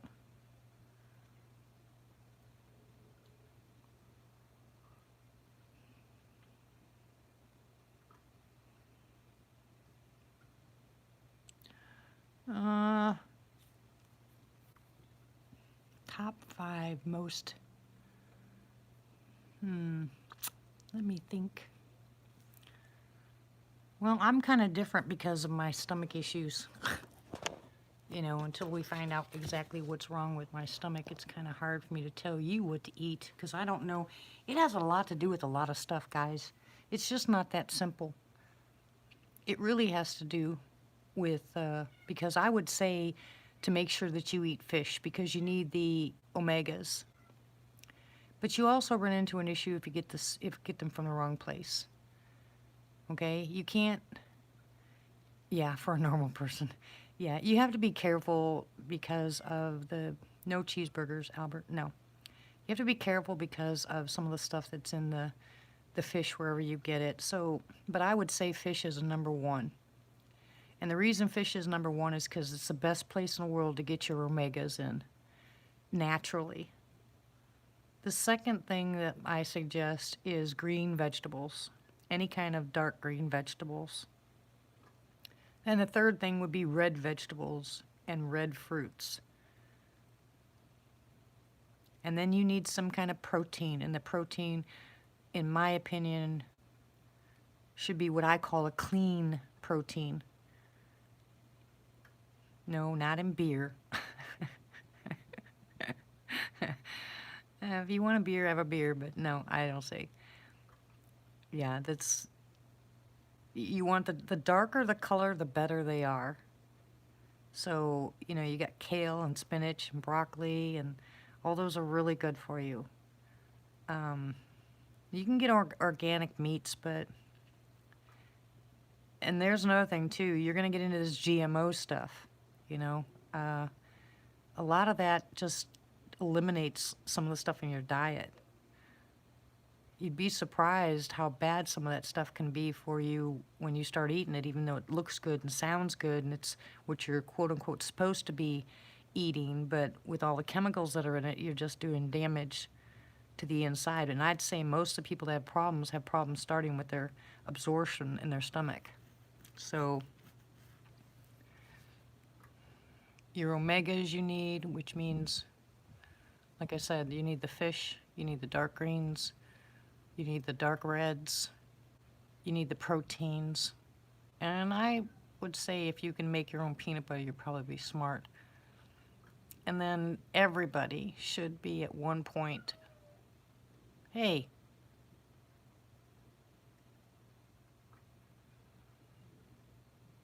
you gotta put some kind of, you can't eliminate sweets from your diet completely. You just can't do it, because if you do, then you're gonna act like you're on a diet. Yeah, almond peanut butter is good. You can make your own peanut butter. Almond milk straight from almonds is incredibly good. I wouldn't buy the almond milk in the stores, but make it yourself. Oh my gosh. Yeah, you do feel deprived. The point is, you know, it's not bad in small amounts. And that, yeah, that's how I get mine. Skibo is honey.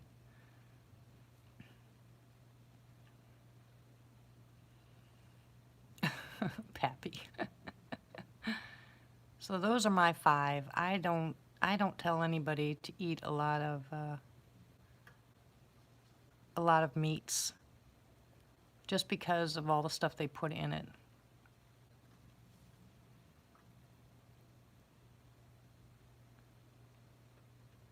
Love you too, Martha. You need a lot of it. All of it works together, Albert. You need the calcium, magnesium, zinc. You need all of that together. Your body requires all that. It's what's made. Your body makes it. We just deplete it as we get older.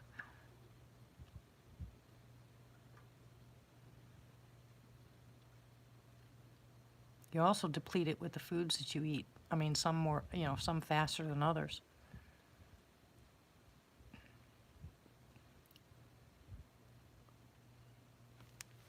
What am I going to do with this stupid thing? Okay, there you go. Now, behave yourself up there. Why can't you just stay there like I told you?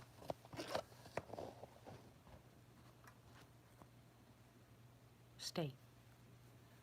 Stay. Flashing orb. Woohoo! I can see the lights across the street. Hey, Pammy.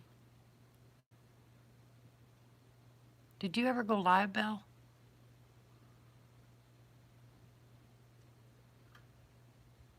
Oh, phone's gonna move. The wind.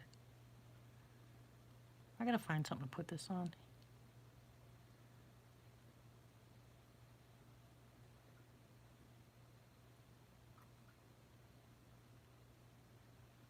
You really.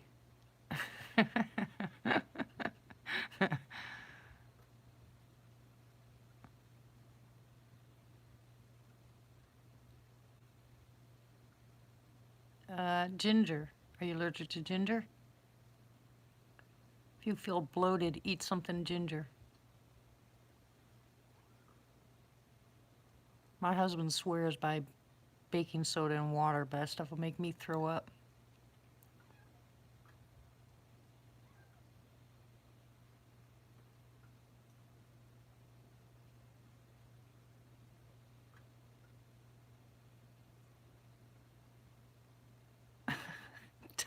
Stop that, Tony. Oh my goodness, Skeeter. Well, ginger works great for your stomach. Absolutely works great. Well, thank you very much, Belle. Thank you, everybody. Pammy, I'm telling you, you know what's getting rid of my GERD at night when I lay down, and I mean absolutely until morning, is taking a teaspoon of that Manuka honey. I don't have any GERD at all at night anymore. If I'm sitting up here, yeah. And then someone else also told me dark chocolate. I don't know if that's true or not, but they said to eat a piece of dark chocolate before you go to bed and it gets rid of GERD. Well, thank you for listening to the guest. I think he was great.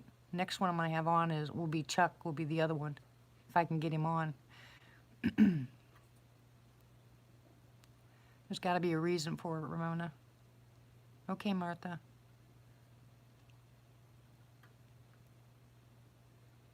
That's what I heard. I'm gonna try it because I do have. Oh yeah, absolutely. I live on turmeric, especially if someone's got inflammation. Turmeric helps. See, that's what I'm saying. Everybody's different. You know why, Tony?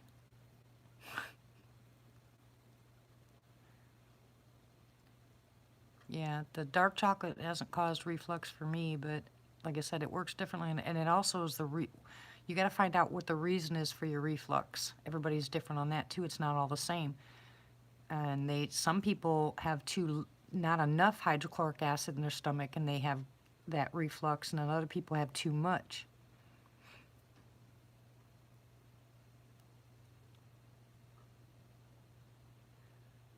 Yeah, for emptying, if you want to empty your stomach, you lay on the left side. Good night, Skibo. Thank you again for coming by. God bless you. Appreciate seeing you.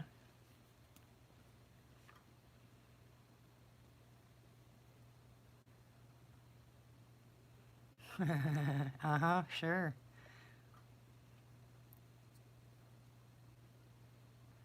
Well, my husband had a bout with, I love apple cider vinegar. He had a bout with kidney stones, and I put him on the lime and extra virgin olive oil, and finally took away the pain.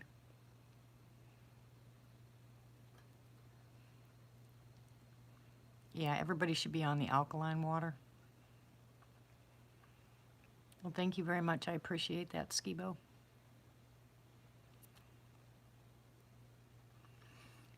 Wow, I got 58 thumbs up. Wow. Yeah, I'm drinking coffee too, Pammy. Yeah, everybody should be drinking pH balanced water. Oh, good, Mike. I can't drink the grapefruit, especially drink the grapefruit juice.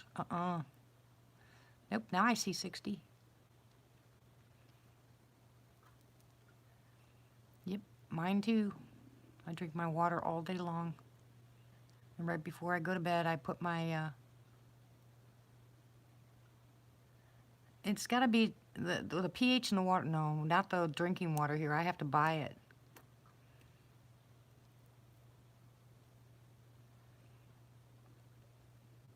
Yeah, I love core water. Well, that's fine, Scottish. But most, if you test most of the waters, in the bottled waters, they're not pH balanced. There's only a couple of them. If you test them yourself, you'll find out that they are actually pH balanced. The rest of them are not, even though they claim. But core water is one I know for a fact is got the proper pH in it. Fiji water is another one. But yeah, I swear by core water also. And it tastes good and it's got the right pH. But you'll notice a big change. Yeah, you bought the big ones. That's okay because you're actually getting 7.6 or 7.7, Tony. It's not 9.5, they lie. But it's good enough. Yeah, everybody should be drinking pH balanced water because the water you're going to get from the stores have too much other chemicals in it, which will knock your pH off, and you won't even realize it's from drinking the water. It's got so much sodium and some other stuff in it, you don't need it. Yeah, I think Evian was one of them that passed it, Pappy, if I'm not mistaken. I think there's a place on YouTube. Yeah, our water's acid too. There's a place on YouTube that you can go to that'll tell you like 6 or 7 different waters, and they actually pH test them, and you'll find out that some of the waters that you think is pH'd is not. I used to drink Ozarka. I don't drink it anymore. It's too acidic. I love the taste of it though. I used to drink that in Florida too. But now I'm attached to core water.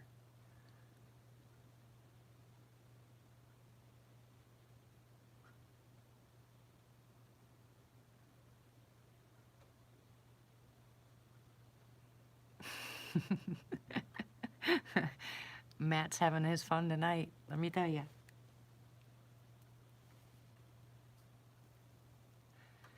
So yeah, Kevin's supposed to try to come down this weekend and go with us out to look at the property. I told him as long as he behaved himself, he should be all right. Let me see what he looks like.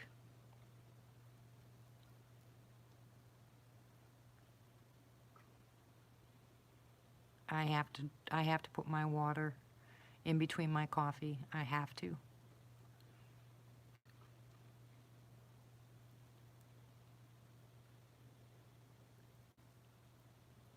You'd be surprised how much water will filter stuff out. Ew, Matt. Yes, he is.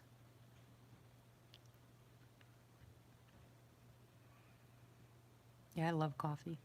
I can't help it. All kinds of coffee. I just don't like a whole bunch of the flavored kinds. I like coffee. You know, like I don't like hazelnut or any of that kind of stuff. I like just regular, I like coffee. I have to drink this stupid mocha stuff for now. Oops, excuse me. Hey, Rietta. Oh, you can take it at night. Shut up, stomach.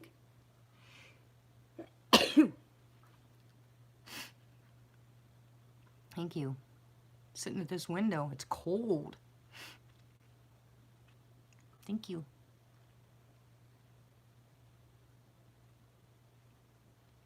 It is a protein puddle shake. Ah, that's cute. You guys are funny tonight. Thank you again. It is too cold to be sitting in this window. I still love my coffee.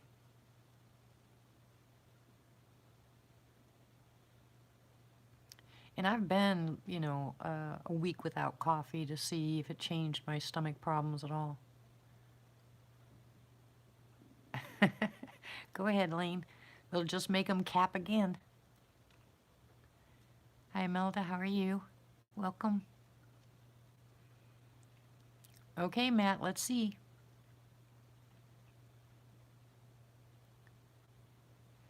Yeah, have you ever tried grinding your own? Oh, it is not fun, let me tell you. It is not fun.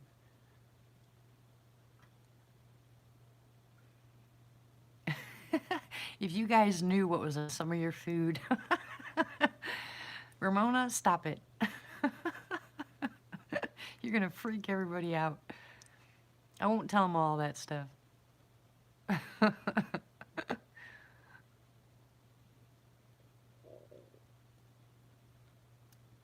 Oh, yeah, there's going to be a big shortage, but they'll find a way. Like I said, just make sure that you have plenty of garlic and thank you, Jules.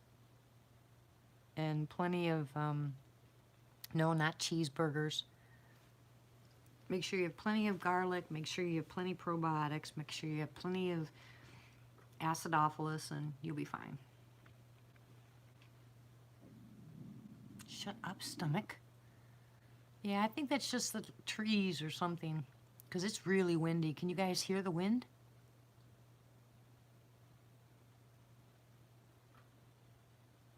I mean, I could be wrong, but, you know. I just saw a little teeny tiny light by the light on the far right.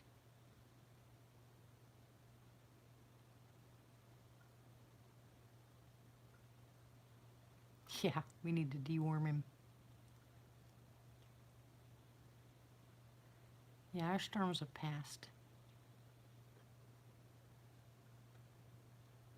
That bluish color light, that is just a mark on my phone. Don't just ignore that one.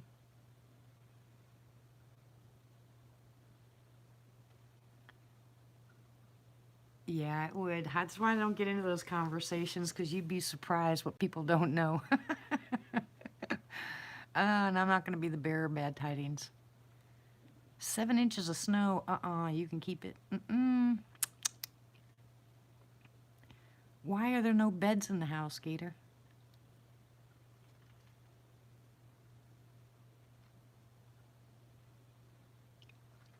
That's what I was saying, Jamie.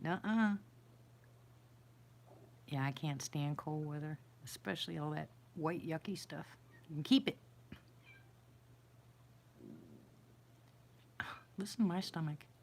Ramona, you are bad tonight. You're as bad as Matt.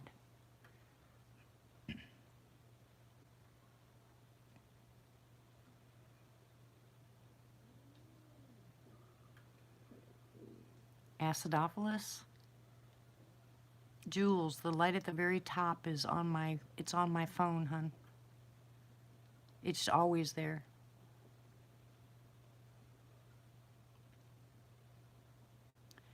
Ew. What kind of spiders? Shut up, stomach. Good grief. I haven't had a moon pie in years. I mean, years.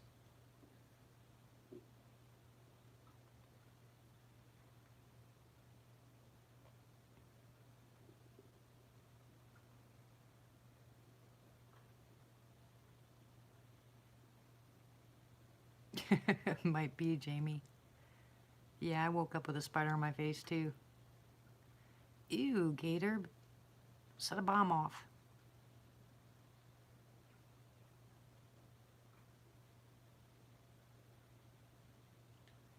Why are you sad, Tony?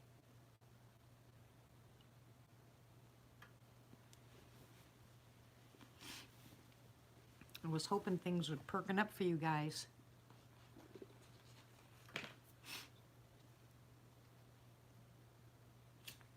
Yeah, I got tarantulas here. Want to see one?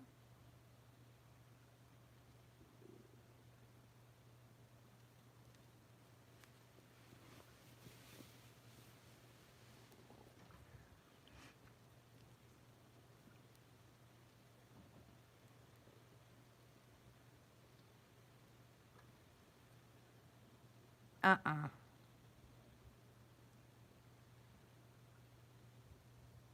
Yeah, there goes my phone. It's probably going to fall over.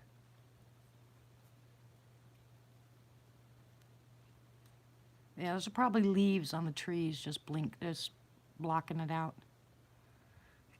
Yeah, we have brown recluses here, and tarantulas, and black widows, and those little teeny white house spiders that I'm allergic to that love to bite me at night when I sleep.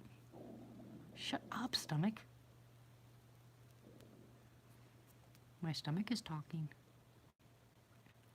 I've been eating avocados every day. It's something my stomach likes.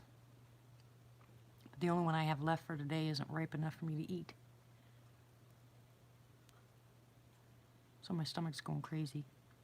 Feed me, Seymour, feed me. Tony? Uh-oh. Yeah, they're bad here too, Jamie. I'll tell you what, you guys that have spiders, plant peppermint bushes. Plant peppermint everywhere. Spray peppermint in your house. Spiders do not like peppermint, I promise. Yeah, I don't like spiders either. Tony, don't ignore me.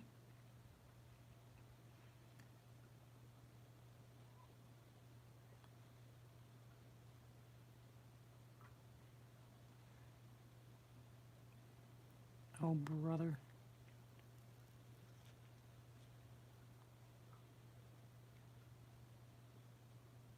Yeah, I take alcohol and a tiny bit of, well, yeah, compared to yours, man. I take alcohol, a tiny bit of olive oil, and a whole bunch of peppermint, and I shake it, shake it, shake it, and spray it all outside my windows and doors and everything, and they do not like it. They die. They run away. I used to have a great big one at my back door, and I sprayed that thing with peppermint, and it has not come back. It comes back every year, and it has not been back.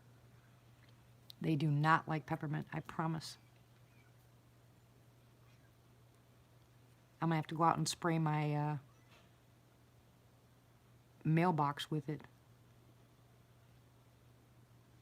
That's a good idea, Rayetta. I just don't like oils on stuff. That's why I put very little in it, but it does attach. It maintains the peppermint, holds on to the scent. The alcohol helps it dry fast.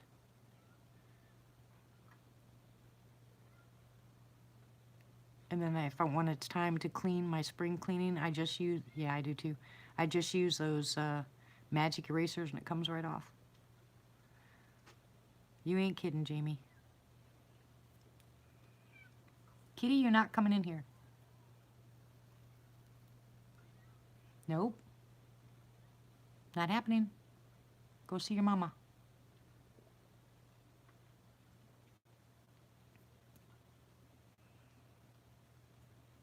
Ted is a beautiful cat.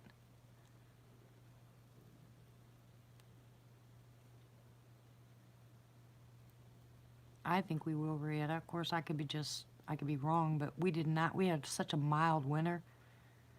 And last year when we had a harsh winter, we still had a lot of bugs. It's the anniversary of it, yeah. Now his puppies are great, Donna. Bad, but good. Oh, that cat just jumped off the roof. Good grief, seriously?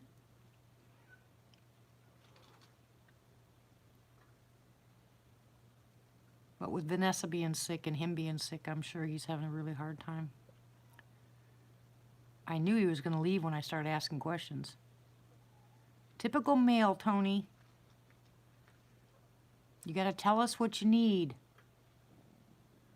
Tank is as big as Bella.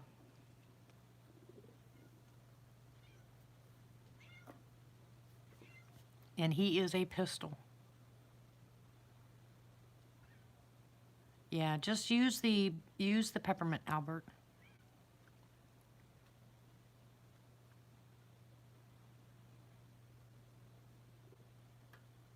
You have to spray it. Don't just put drops, but you have to spray it. No, Kitty, you're not coming in. Nope. Go see your mama. Oh my gosh, he's huge. He's absolutely huge. I'll have to get busy. I keep saying I'm going to take a picture of him, but I don't. Not in this window, Pammy. The cat knows how to get inside, and this window's not it. It just hears me talk and thinks it can jump in there. It'd have to jump off the roof into my window, and all it would do is grab my screen. Go see your mama, kitty. Crazy cat.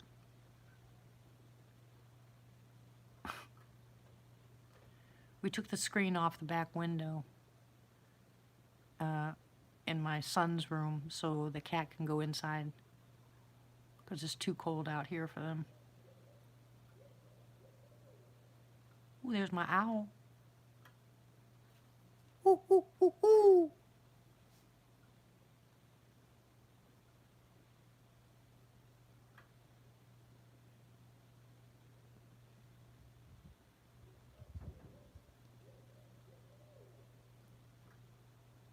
Yeah, they come to the window. They don't come in the window, but they come to the window. Here goes the owls. Ooh, ooh, ooh, ooh.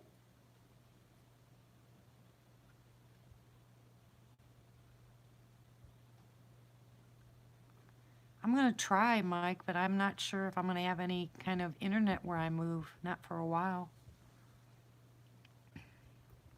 I will really try hard, guys, to go back to doing my live chats before we move.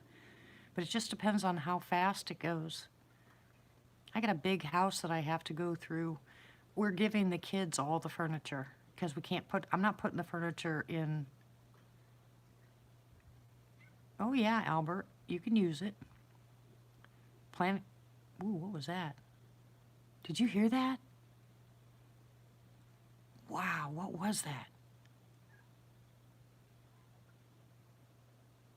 That was freaky.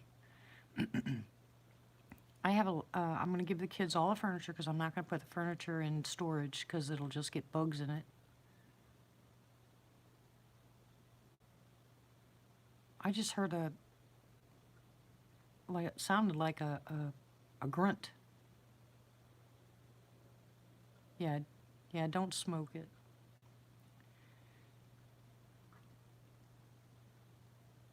The kids will get all the furniture and just the clothes and my vitamins and my bug out stuff and all that'll go in the RV. And I have two pieces of exercise equipment that I'm taking with me: my rower, my kickboxing, bag, and my weights and stuff like that. No, the kitty knows how to come inside, Analda. Kitty can't come inside from here, and it can't go through the front door. It's got to go through the back. No, Lynn, I don't know where I'm going yet. We haven't found the property yet. All in God's timing.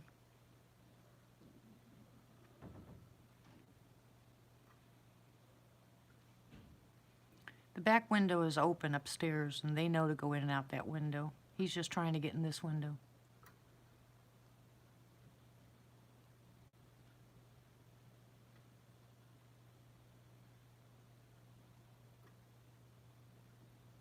Okay, owls. They never stop like that.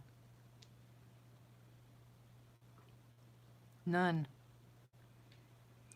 On the one side, the stuff that's in there is all the stuff that we need. I'll basically, no, I'm in Arkansas. Hello, Sandra. Everything that's in that storage in the RV is just tools. Everything that's in there is tools.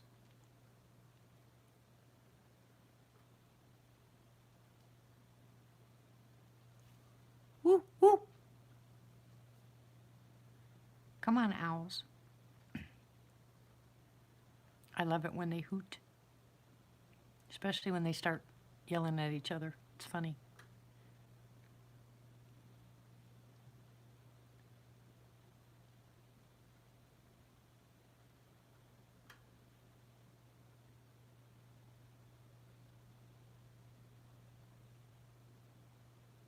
What if it wasn't owls?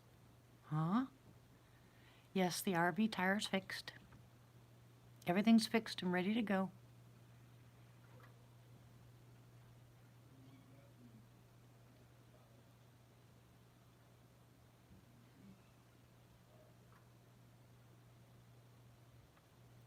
Uh-oh, my phone's gonna fall. Don't fall. Don't fall. Stay there. Bad wind. I gotta turn my heater back on. I am freezing.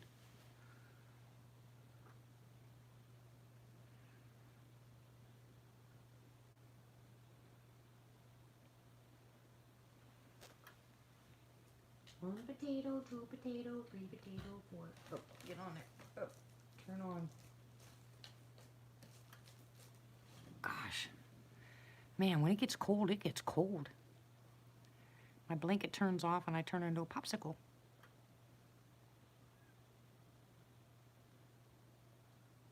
I moved it from the other property. Yeah, it's right here in front of my house. Oh, Matt. Tony, are you going to tell me what's going on? Are you going to tell everybody what's going on? And stop being a boy? We need to know, you know.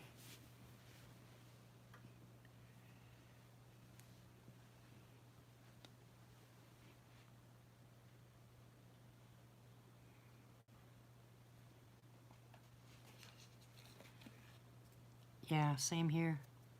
I mean, to me it's cold, but it's always cold. Hi, Tina.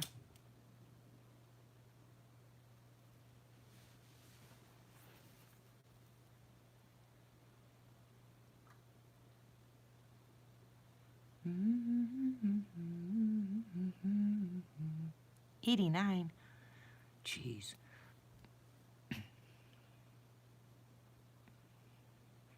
I like wolves.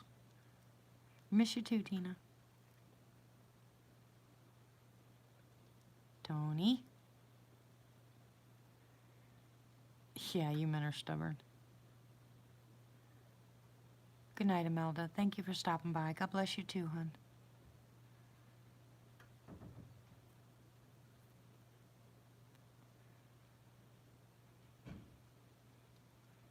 Tony.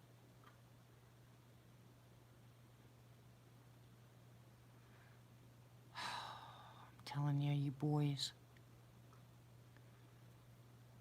You guys are all stubborn. I'm not saying I'm not. I'm just telling you, you are. Without a referral from a specialist? Isn't that what her doctor is, a specialist?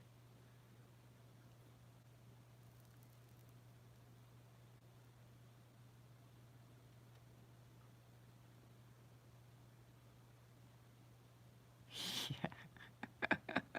I'm stubborn too. I'm not calling you guys something I'm not.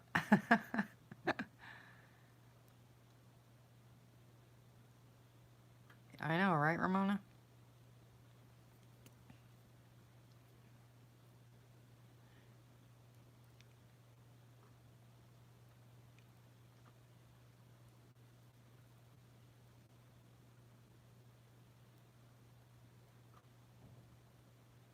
Your show was pretty good, Ryan. Thank you.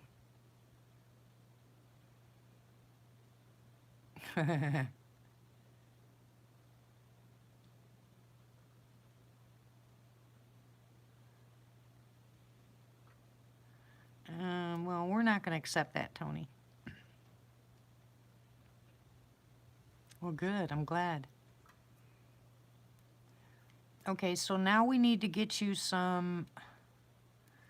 Okay.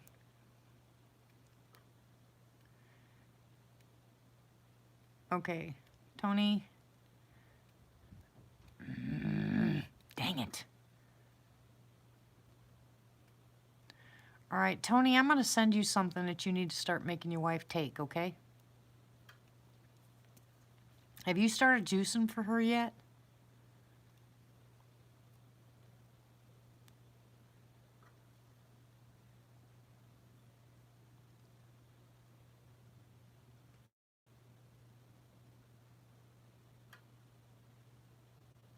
Hey, Tim.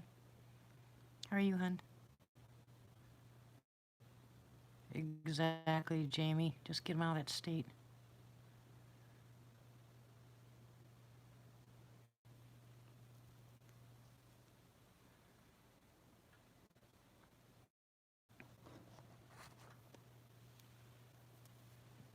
Are we back yet?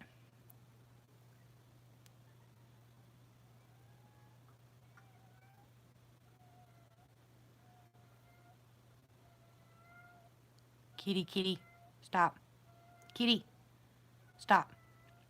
Okay, so here, listen, Tony, please listen to me. I have to start getting her juice. I'm going to send you something tomorrow. I'm going to get online right now and order it and send it to you. Dang it. I'm for get her the tea. You're buffering again?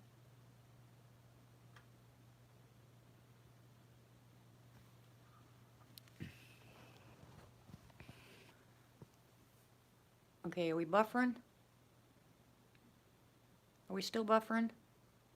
Or are we back? You guys stop messing with my equipment. Enough is enough. Knock it off. Okay. Okay. Tony,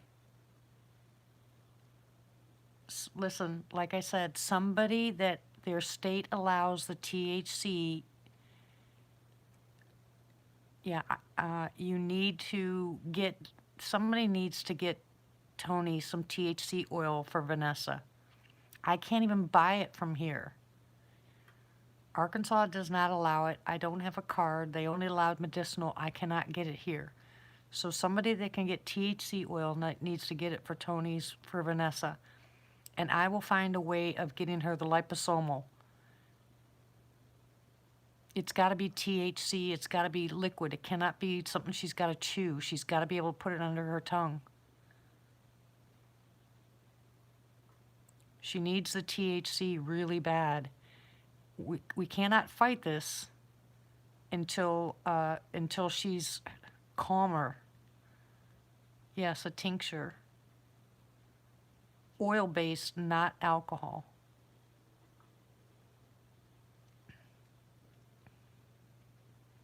Well, they need it desperately. Vanessa needs it very, very badly, and I've been trying so hard to find somebody that that can get it. I can't get it here, guys. How are you, Tim? But I will get you the liposomal, and you're going to have to start giving it to her. Anything. I don't care what it is. She has to have THC. Get her started on the THC, and the other stuff will work. But I will get the liposomal for her. But Tony, you have to start getting her to drink the juicing.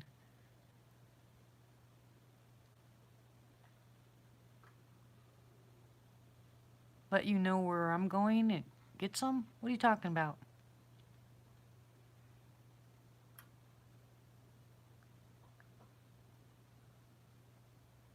I don't know how to do any of that stuff, guys. I'm so dumb when it comes to that stuff.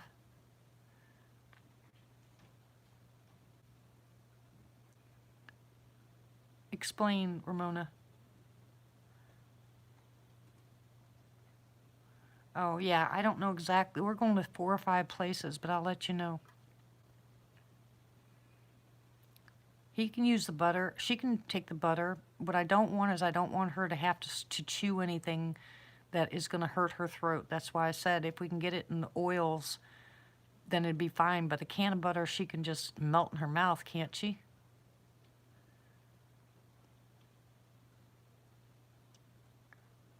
Okay, Ramona. I'll be going Saturday, so I'll contact you tomorrow.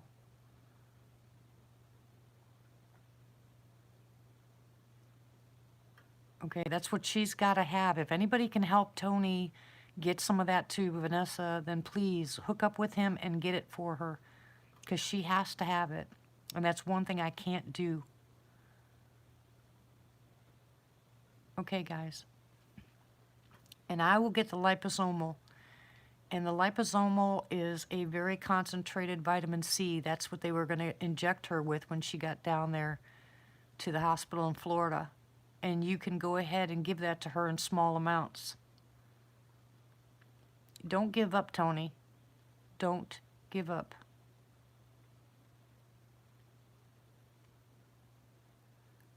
Guys, I don't know. I don't even. All I know is that she's got to have it. Whatever you guys can do to help them, please help them. It's out of my hands. Yeah, I was told indica is the right kind. My son told me that.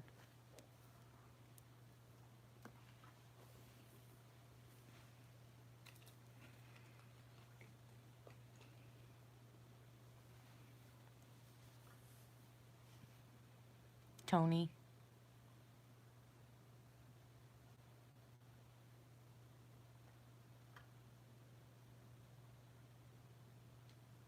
are you crying?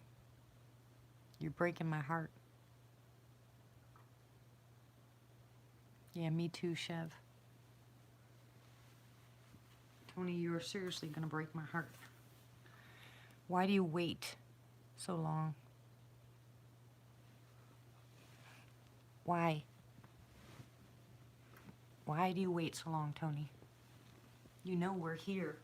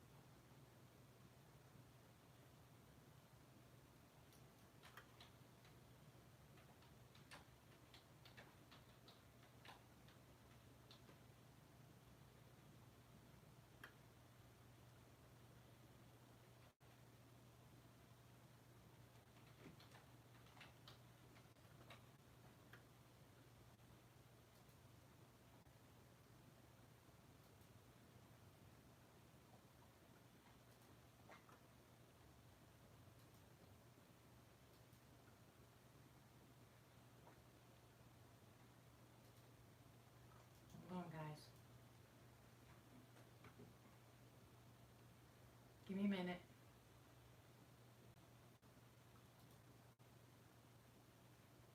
My computer's really acting up.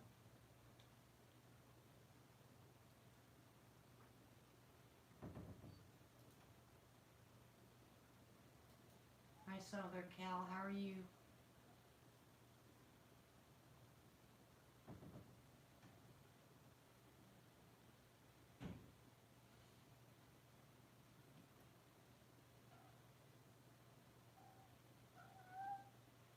Yeah, I sent that stuff to him, Jamie.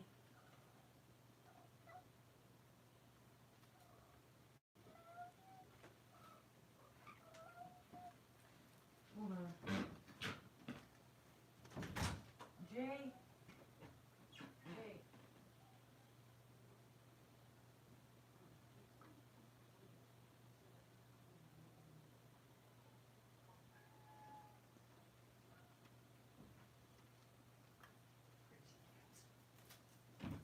Crazy cats.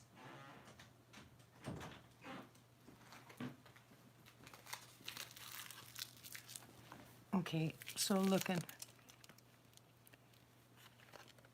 Yeah, it is criminal, and yeah, it will help out so many people, and yeah, I'm really, really, really upset. It's ridiculous. And I know Vanessa's one that will, I know where you,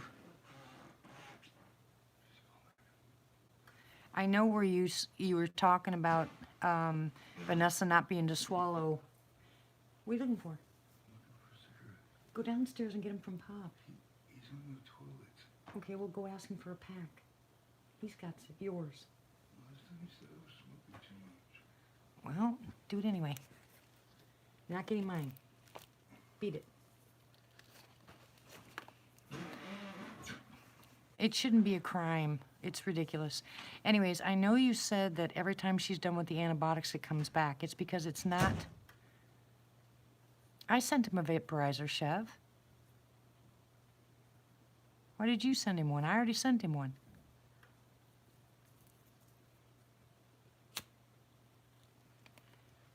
But if she's not able to take the silver and the other, hey Doodle, and the other kind of stuff, that will kill it. The manuka honey, the turmeric, all that stuff will help bring that. That's a stronger antibiotic than the antibiotics they're giving her.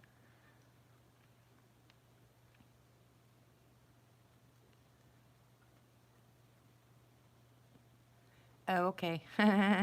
Okay, my bad. I'll shut up. Top left corner, that's just the light across the street. I can't get it to straighten up here. Because it keeps going portal on me. Now you see? There. Hi, Sherry. How are you? Welcome. See, now it goes blank again. Yeah, it's because the wind blowing.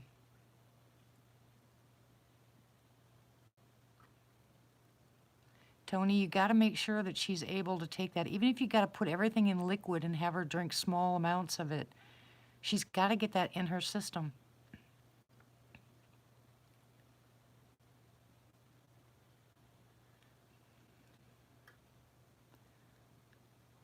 I know, Tony, but that's why I gave you that stuff. And that's why I want you to give it to her. The doctors, the antibiotics aren't going to do anything for her right now.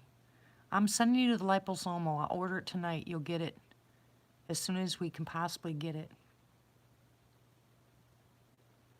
You got to get her started on it. But if you're not giving her the stuff that I'm sending you, hon, I can't help.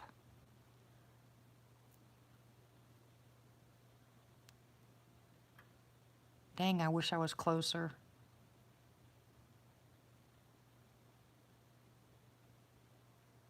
You're not kidding, Scottish.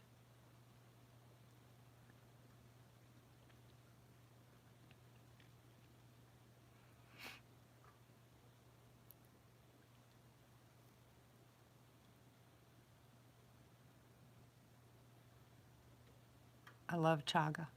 Chaga is a mushroom. It's really good stuff.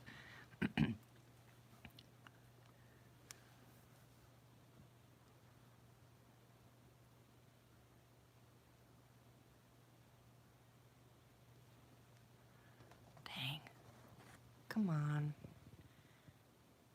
Jeez.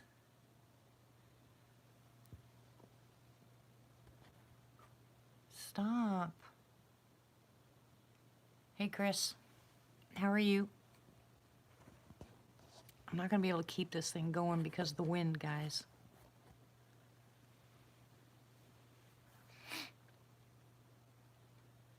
Yeah, it is a joke. It's stupid.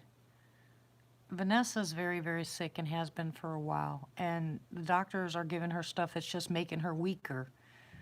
Which is why, Tony, I sent you the stuff that I sent you. That's what she's got to take. You've got to give her the stuff that I sent. And that's why I asked you to juice, because if you juice, you can add all that stuff to her juice, and she will get stronger. The antibiotics are just weakening her system, hon. And I know you guys are going to do exactly what the doctor tells you to because you're scared. But I promise you, this stuff will help if you can get it to her. There's too many people out there that's proven that it's helped. Just take a chance, please.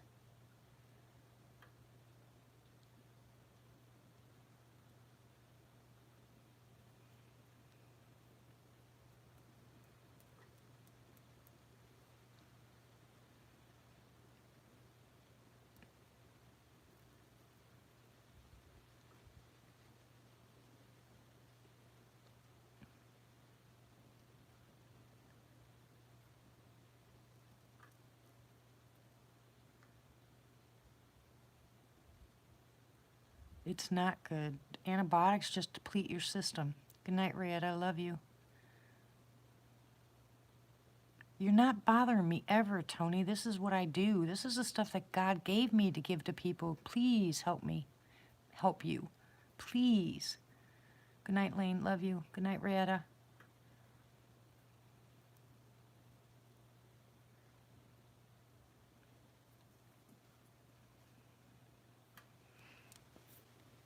God bless you guys.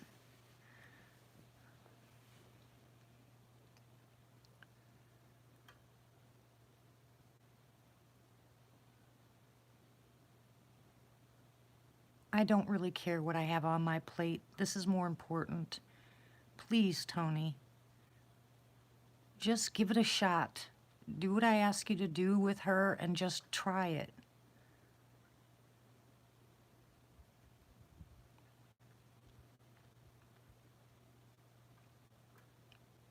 I promise you that nothing that I have sent you will hurt her. None of it will hurt her. There's no side effects to anything that I've sent.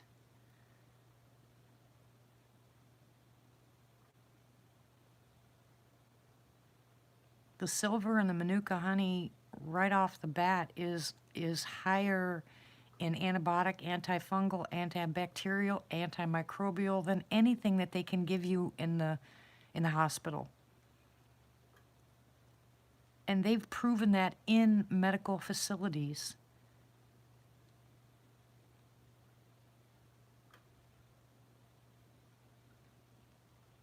We're not talking about voodoo witch doctor garbage. You gotta start juicing, honey. She's got to have those vitamins that way. Squirrel McNuggets. Tim, what am I gonna do with you?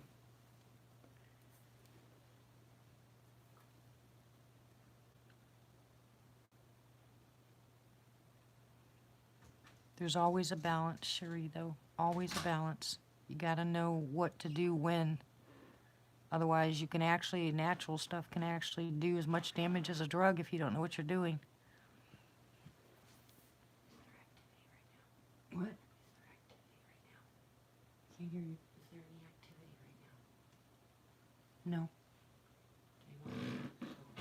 Okay. Thank you. Well, hello, Michael. You have to know how to do it.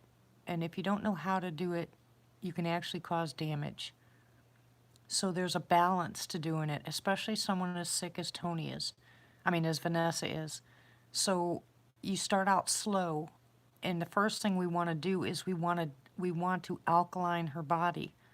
We want to get rid of the infection. We got to bring the inflammation down.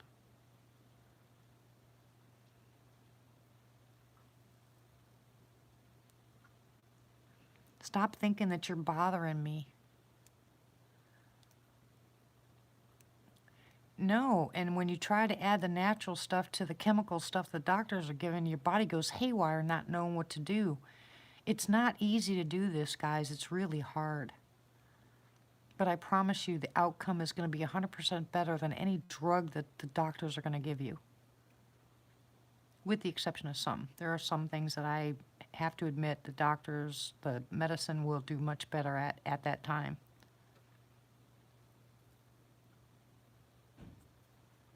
Well, you don't listen either, Tony. Like I said, I want to come down there and rattle your cage. You don't listen. You're stubborn. You and your moon pies and your cheeseburgers. You do not. Welcome back, Lynn.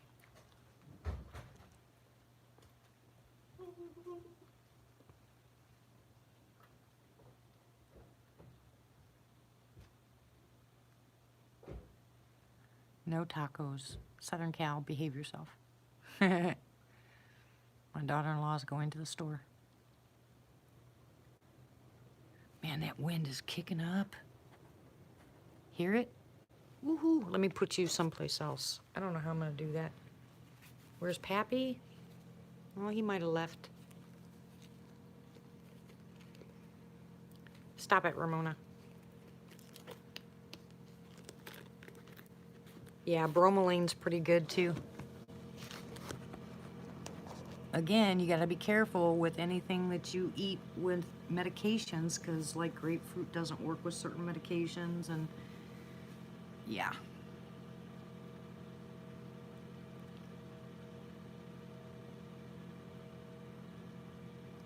Yeah, that's part of pH balancing your system. Uh-oh, there it goes again. Dang it. This is not going to stay, guys. Sorry, it's too windy. I'm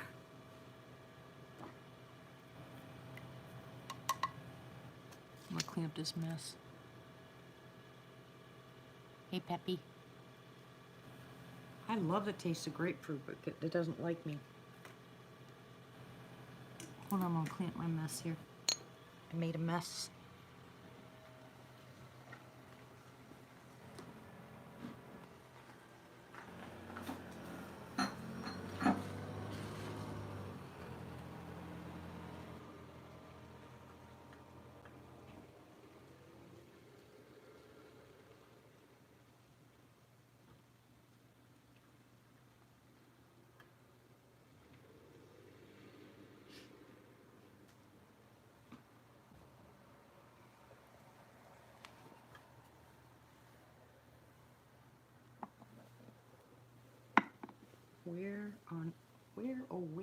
Where?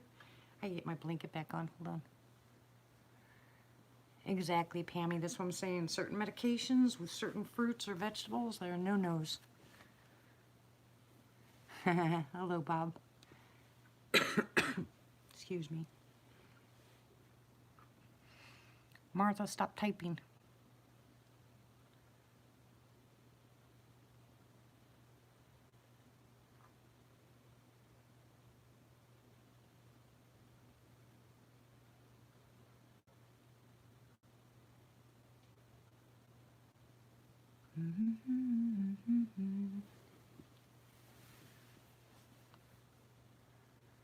Yeah, I know. Good night, Southern Cow. God bless you, sweetie. Why are you crippled? You hurting? Dang, that wind is cold. Wow. I'll try to put you guys down here. Maybe you'll stay in the window. Although I doubt it.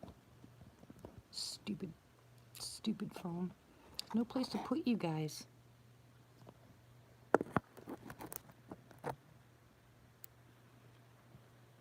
What takes months? Oh, great.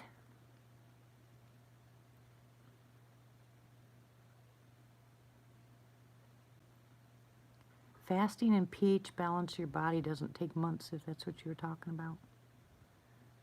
You can actually do it in 5 to 10 days.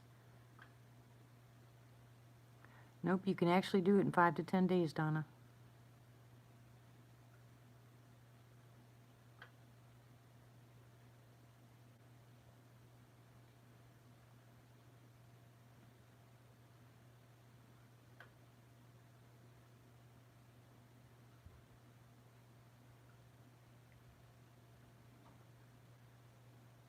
Oh yeah. Doodle, he was on at 8 o'clock. He's not a night owl, so you have to go back and watch it from the beginning. Sorry. Yeah, I'm still going. I won't be on much longer, though, because I do have to get up.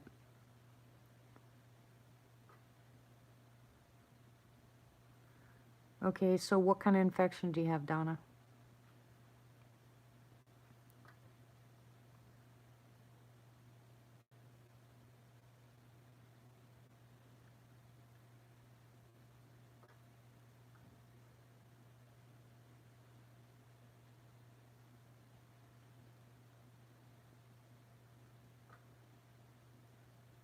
Oh, I'm sorry, Bob.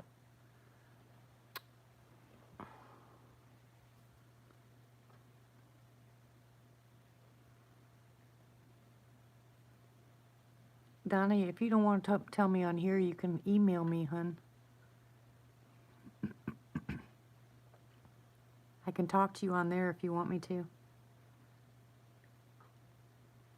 Well, I hate when they do that.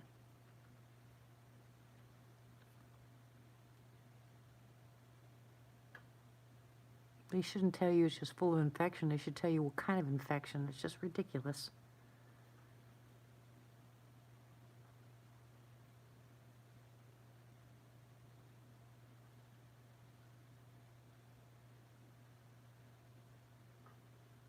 Have you ever had that problem before?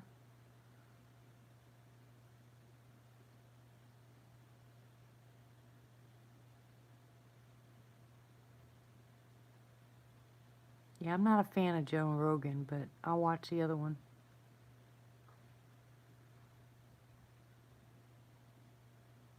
Well, yeah, that's probably why your stomach is bothering you, because the antibiotics are nasty.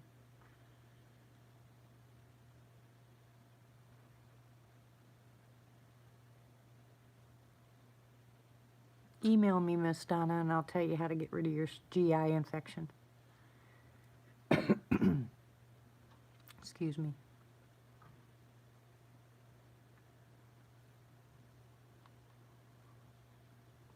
Do you have my email address, right?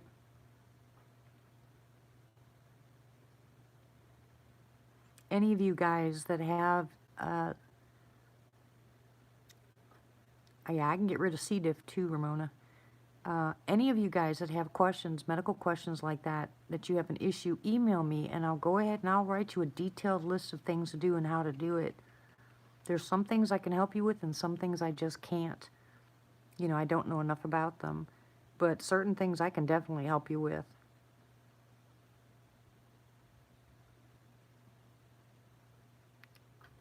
It's where your intestines are all messed up because of the antibiotics. Thank you guys for posting my email. I appreciate you.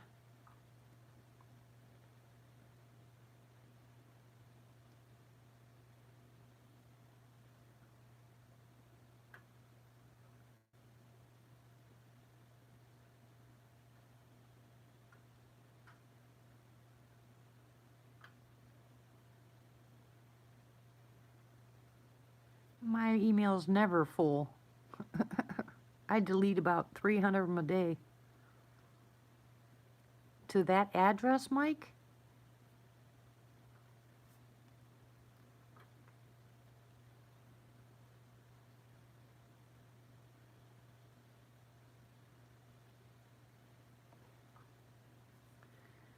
Stop it, Matt. They'll actually try that. Okay, try another one. If you're having problems sending it to that one, try this one. And this is all lowercase. E-M-T,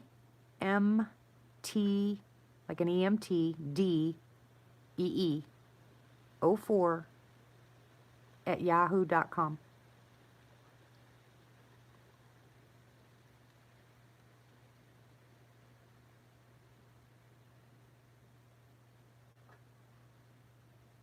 All one word, E-M-T-D, no, D-E-E. Yeah, EMTD04 at yahoo.com. Either one of those and I'll answer you. But I'm going to have to go back and check because it never says I'm full.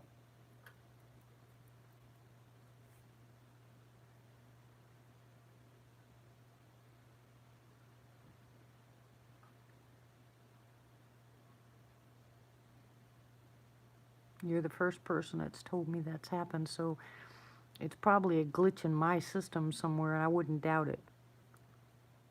Just try again, Mike. Either one of them, okay?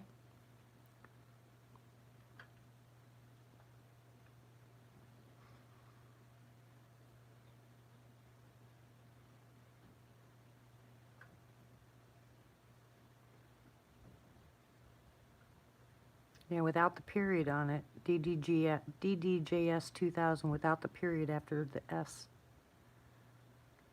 God bless you too, Mike. But either one of them, try them again, and I will answer you, I promise. I take the health very seriously, especially when I'm helping others. Not so much myself, but when I'm helping others.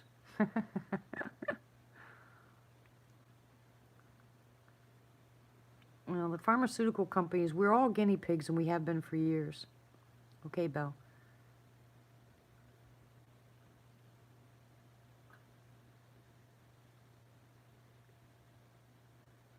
Thank you, Ramona. Either one of them will work. Know who's here. You don't have to obey me. You just have to listen. No. The inspector, that the people that are looking to buy the house that he hired, they'll be here tomorrow. They want to, mainly he wants to inspect the roof to make sure the roof doesn't have to be replaced. And I'm 99.9% sure that, well, for God, you're funny, that they're going to buy the house. And at that point, it's just finding some place to go.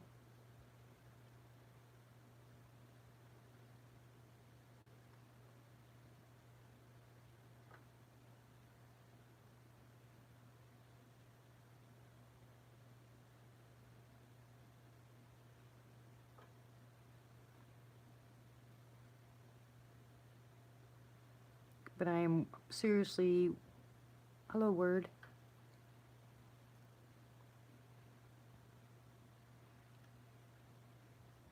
I'm seriously, thank you, Ramona.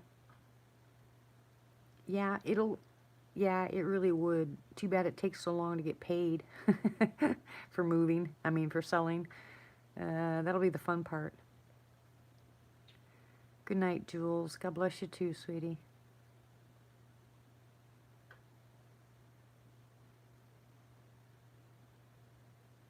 Yeah, God's got everything under control, and I am trusting in Him, seriously trusting in Him. Look what happened, guys. The money got caught up, the insurance got caught up, everybody sent money in, so that got taken care of.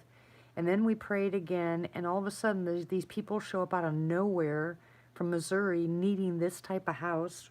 They've got 3 girls. It's perfect for them, and he's starting school in June right here in Fort Smith. So this is how I look at exactly how God works. It just couldn't have happened any better. Now I've got to believe that as soon as the house sells, that the right property will be available so we can move. We just need someplace we can put the RV for a while with water and electricity so we can build eventually. And if the property is cheap enough, then we can turn around, pay cash for the property. Now we'll be open, if the property's paid off, now we'll be open to be able to get a small cabin or a small mobile home to put on it with no money down.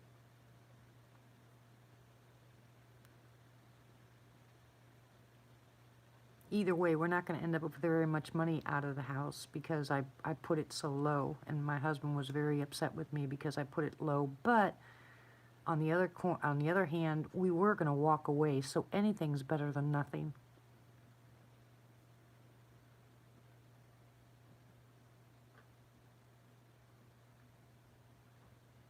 But my husband showed me all the sales within the past year in this subdivision, and the cheapest one was $355,000, and that house was smaller than mine. So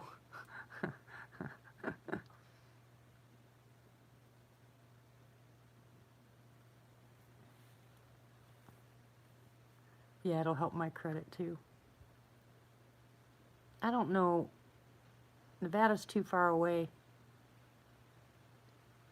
I'd at least like to try to stay someplace close to my grandkids. The ones that are here are basically all I got left, I don't want to move too far away, but I'm not going to put too many restraints on us either. Whatever God's got planned is what's going to work out. Oh no, Bob, that's not going to work.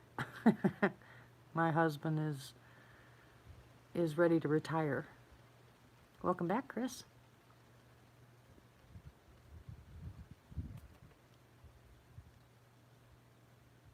You guys are all so sweet. You're going to make me cry.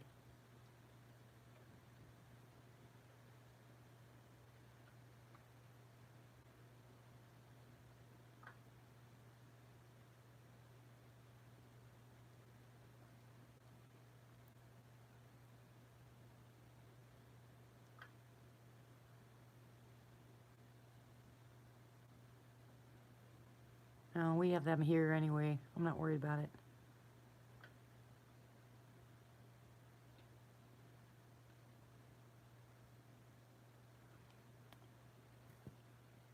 What did you get him, Jamie?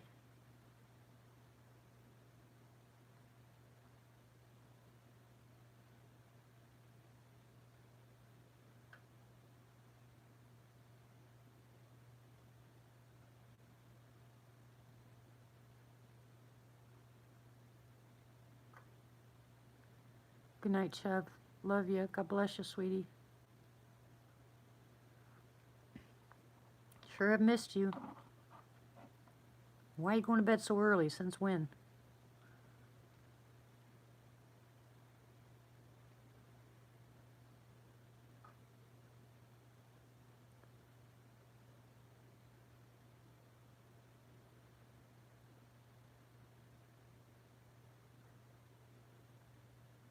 Chris.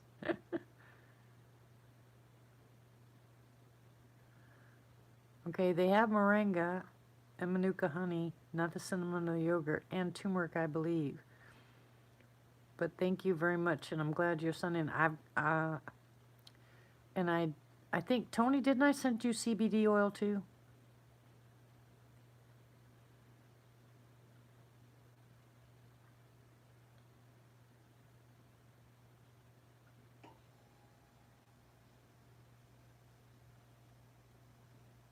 Yeah, CBD oil. Yeah.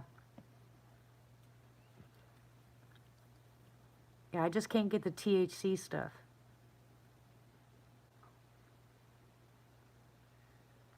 Yeah, it's Jamie. I sent him the CBD, but I can't get the THC here in Arkansas. He's got, I think I sent him 2 bottles of the CBD oil. And you should be taking it too, Tony. And the moringa, and the turmeric. Like I said, you don't listen. I know you're not listening to me.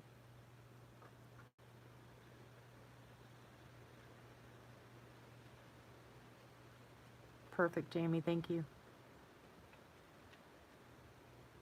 Thank you, Elaine. I appreciate it, sweetie.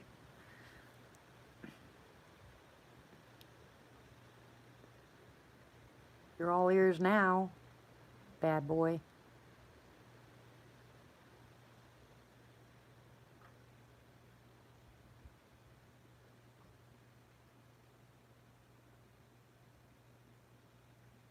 Yeah, I'm sorry. I know I get caught up in this, but yeah.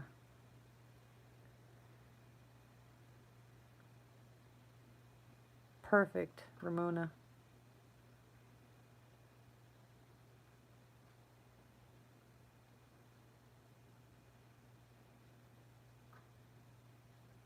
We just need to, like I said, we just need to get them that.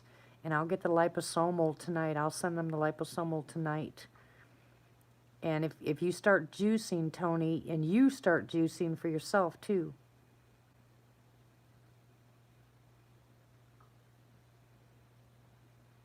No, no, no, no, no, no, no, no. That's not right, Tony. I told you this a month ago.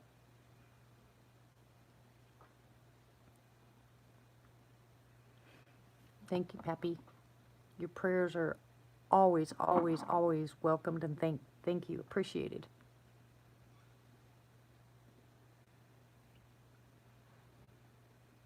No, don't say that, Chris.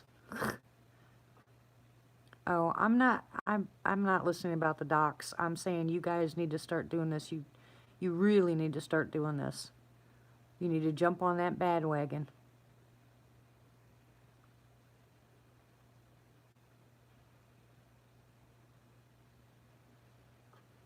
It's a routine, Tony, and it's hard to do, but once you get in the swing of it, it'll be like clockwork.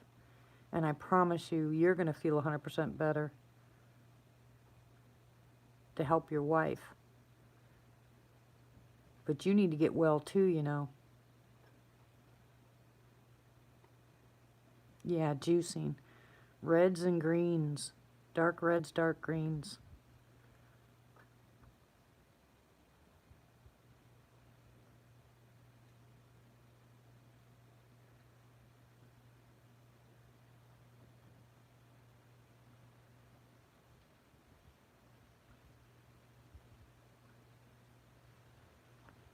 No, I think it was a nice big scare tactic for them to do what they did. You should see what what I got in the mail today. Beets, cranberries, pomegranate, raspberries, apples. Yeah, apparently they arrested a professor, somebody. Exactly. So if you juice and you drink the pH balanced water, the first thing that's going to happen is you're going to alkaline your body. You're going to get rid of the inflammation and the bacteria, and that's what you have to do. That's why I'm saying it's the best thing in the world, literally, for people that are sick.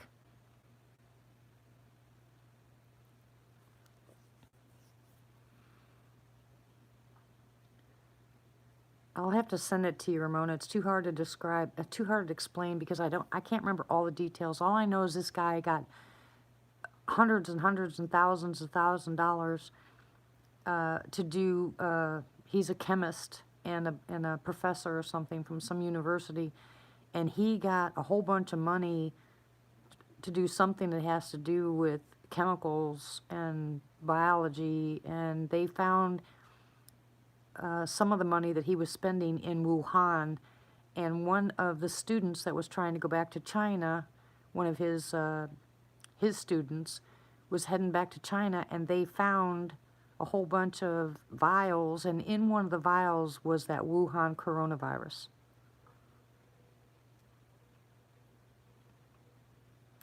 It doesn't matter what they smell and taste like, it's what they do for your body, Chris.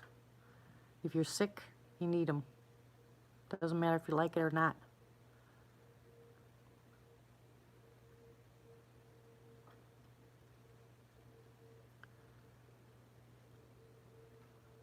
Yeah, holy crap, it was right. And I was like, oh my gosh.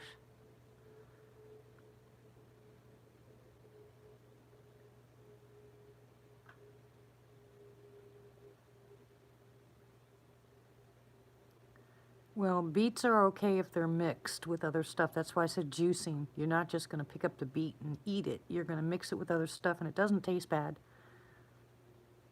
And if you add some of the Manuka honey to it, it's really good. Because I drink my reds every day. Yeah, they do. If you can mix all kinds of stuff. Hi, Triva. If you can mix all kinds of stuff and find out it doesn't taste as bad as you think it does. And how good it is for you, you'd be surprised. In fact, you'd be shocked if you actually did what I told you to for a week.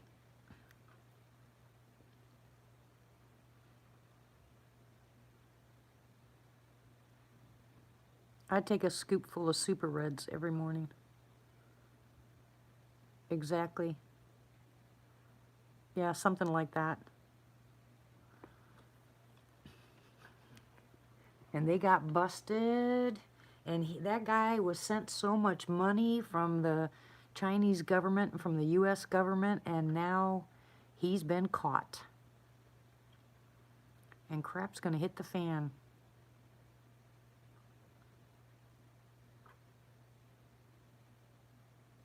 I hate beets too, and I'll eat them in that drink because it's worth it.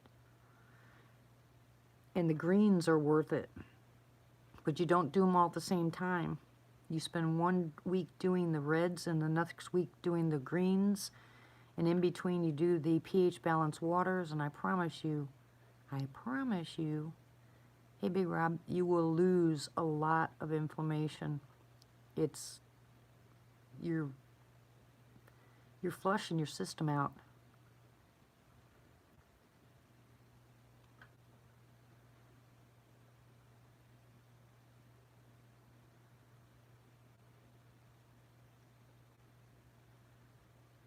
Yeah, I'm not going to get into all the conspiracy. You can buy pH balanced water, Donna. Yeah, garlic is fantastic.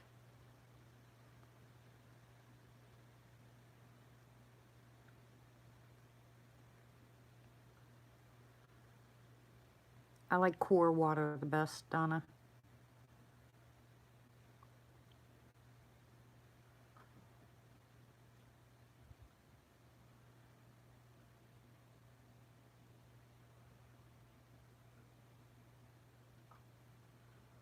Yeah, he is. And everybody should be drinking garlic water. Everybody. Especially during flu season. Garlic, garlic, garlic. It's your friend.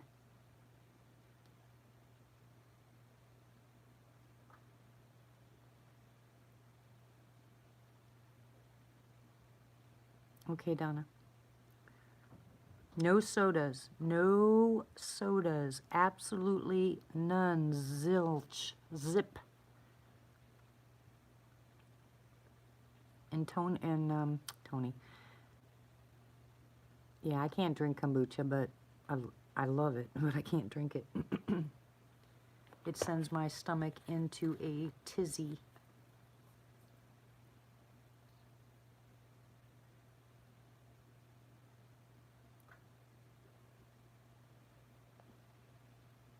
No soda.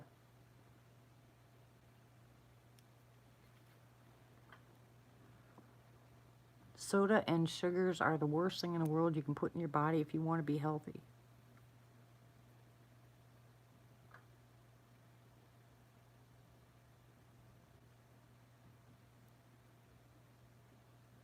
Anything that has the carbonation in it. I don't care what kind it is. No but. I don't like Gatorade. Yeah, get off the soda for a month and find out how you feel, Donna. You'd be surprised. I know a lot of people that stopped drinking soda and were shocked at how much better they felt. That carbonation will destroy your gut.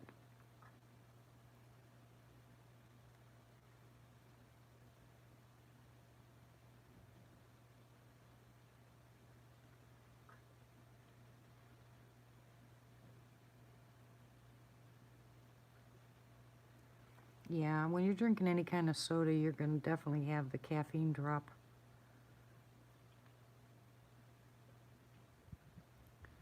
Carbonation is really bad for your stomach, Donna. See, listen to Bob, he'll tell you.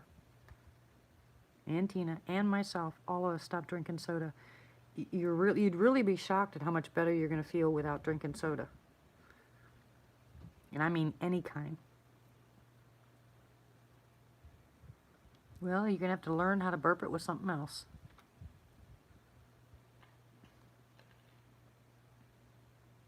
Yeah, anything with carbonation. It's actually the carbonation and the sugar in it that's so bad. Which is basically what soda is. Carbonation and sugar.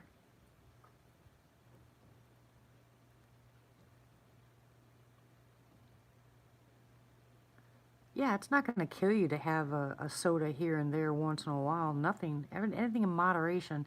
But when you're a soda drinker, you drink it all day long, and I'm telling you, it's really, really bad for your system.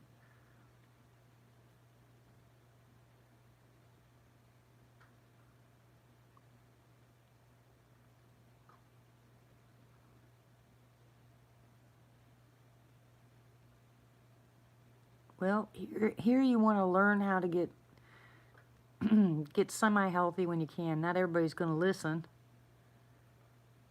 you know, but I'm just trying to help you out there.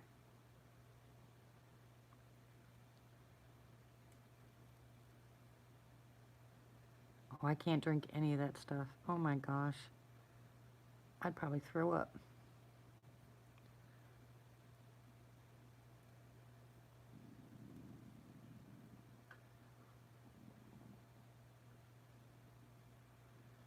Yeah.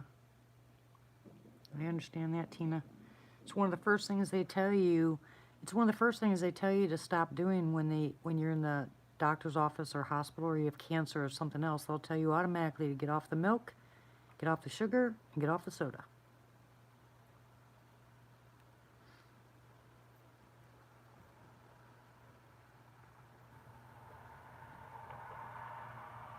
Yeah, sugar is the devil.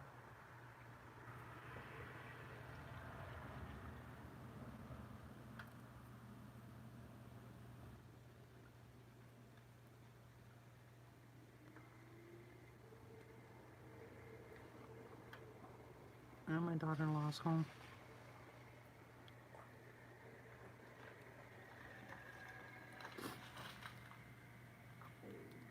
I used to. No, that's my daughter-in-law. I used to drink milk all the time. I can't, no, I love bacon, Chris. Yeah, diet soda is actually worse, but any of them. And like I said, it's the carbonation with the sodas, any of the sodas, and the sugar. And of course, high fructose corn syrup is the worst of the sugars. And then you have to turn around with the diet stuff. You got all those chemicals, and they don't mix with your medications very well or your cells. So it's just by choice, guys. And I was only drinking fat-free milk. I wasn't even drinking fat milk. But I still, now I'd hardly drink any milk.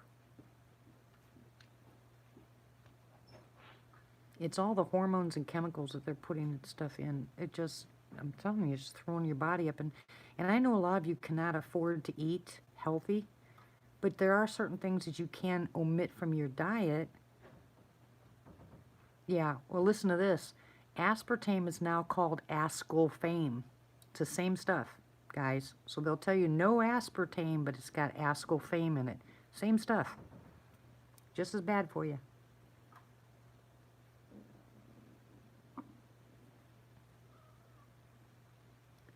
But if I can help you eliminate some of the inflammation in your body and some of the problems that you're having, then, you know, without it costing a fortune, because I know a lot of this stuff costs money, guys. I do. I realize that. But I'm just saying, if you add a couple of good things to your diet and eliminate a couple others, you're going to feel 100% better.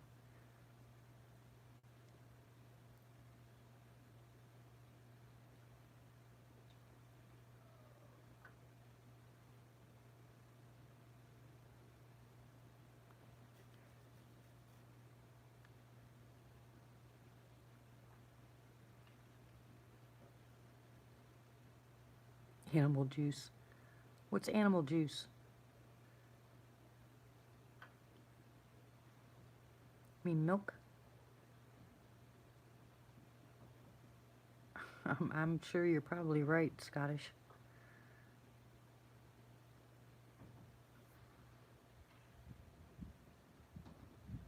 We don't eat cheese, Jamie?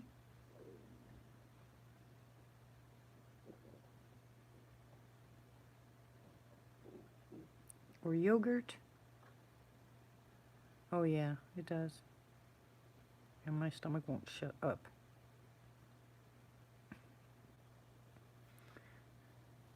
Oh yeah, and you should see what it does to, with medications, aspartame. It makes me nuts. I can't believe they start putting that stuff out.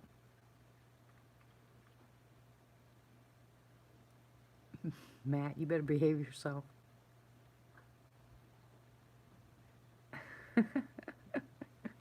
Yeah, you're adorable. Anyways, I'm going to go ahead and get off of here and get busy. I got some stuff to do tonight and stuff to do tomorrow. And if all goes well tomorrow, then I'll get back on tomorrow night and say hello to everybody and see if I can't go live a little longer because it'll be over with. Ew. But any of you that didn't watch earlier from the beginning, the guy I had on, Denny, was really good, really informative. He had a lot of stuff to say, and he's got a lot more to say. He just wanted to end it early so he could go out. But yeah, anybody that wants to, go ahead and email me, and I'll help you out as much as I can. Tony, stand strong in your faith, and we'll get that stuff to you. So much love and prayers to everybody. And hopefully I will see you soon. And for all you newbies, thank you very much for coming in and saying hello. We're glad to have you, and I'm glad everybody behaved themselves. And Miss Martha, I need to talk to you before you go to bed. And Ramona, I need to talk to you tomorrow when you get done. I told you, Ginger. Go ahead and email me, and I'll talk to you, okay? And I'll talk to you guys later. I love you very much. Bye. God bless you.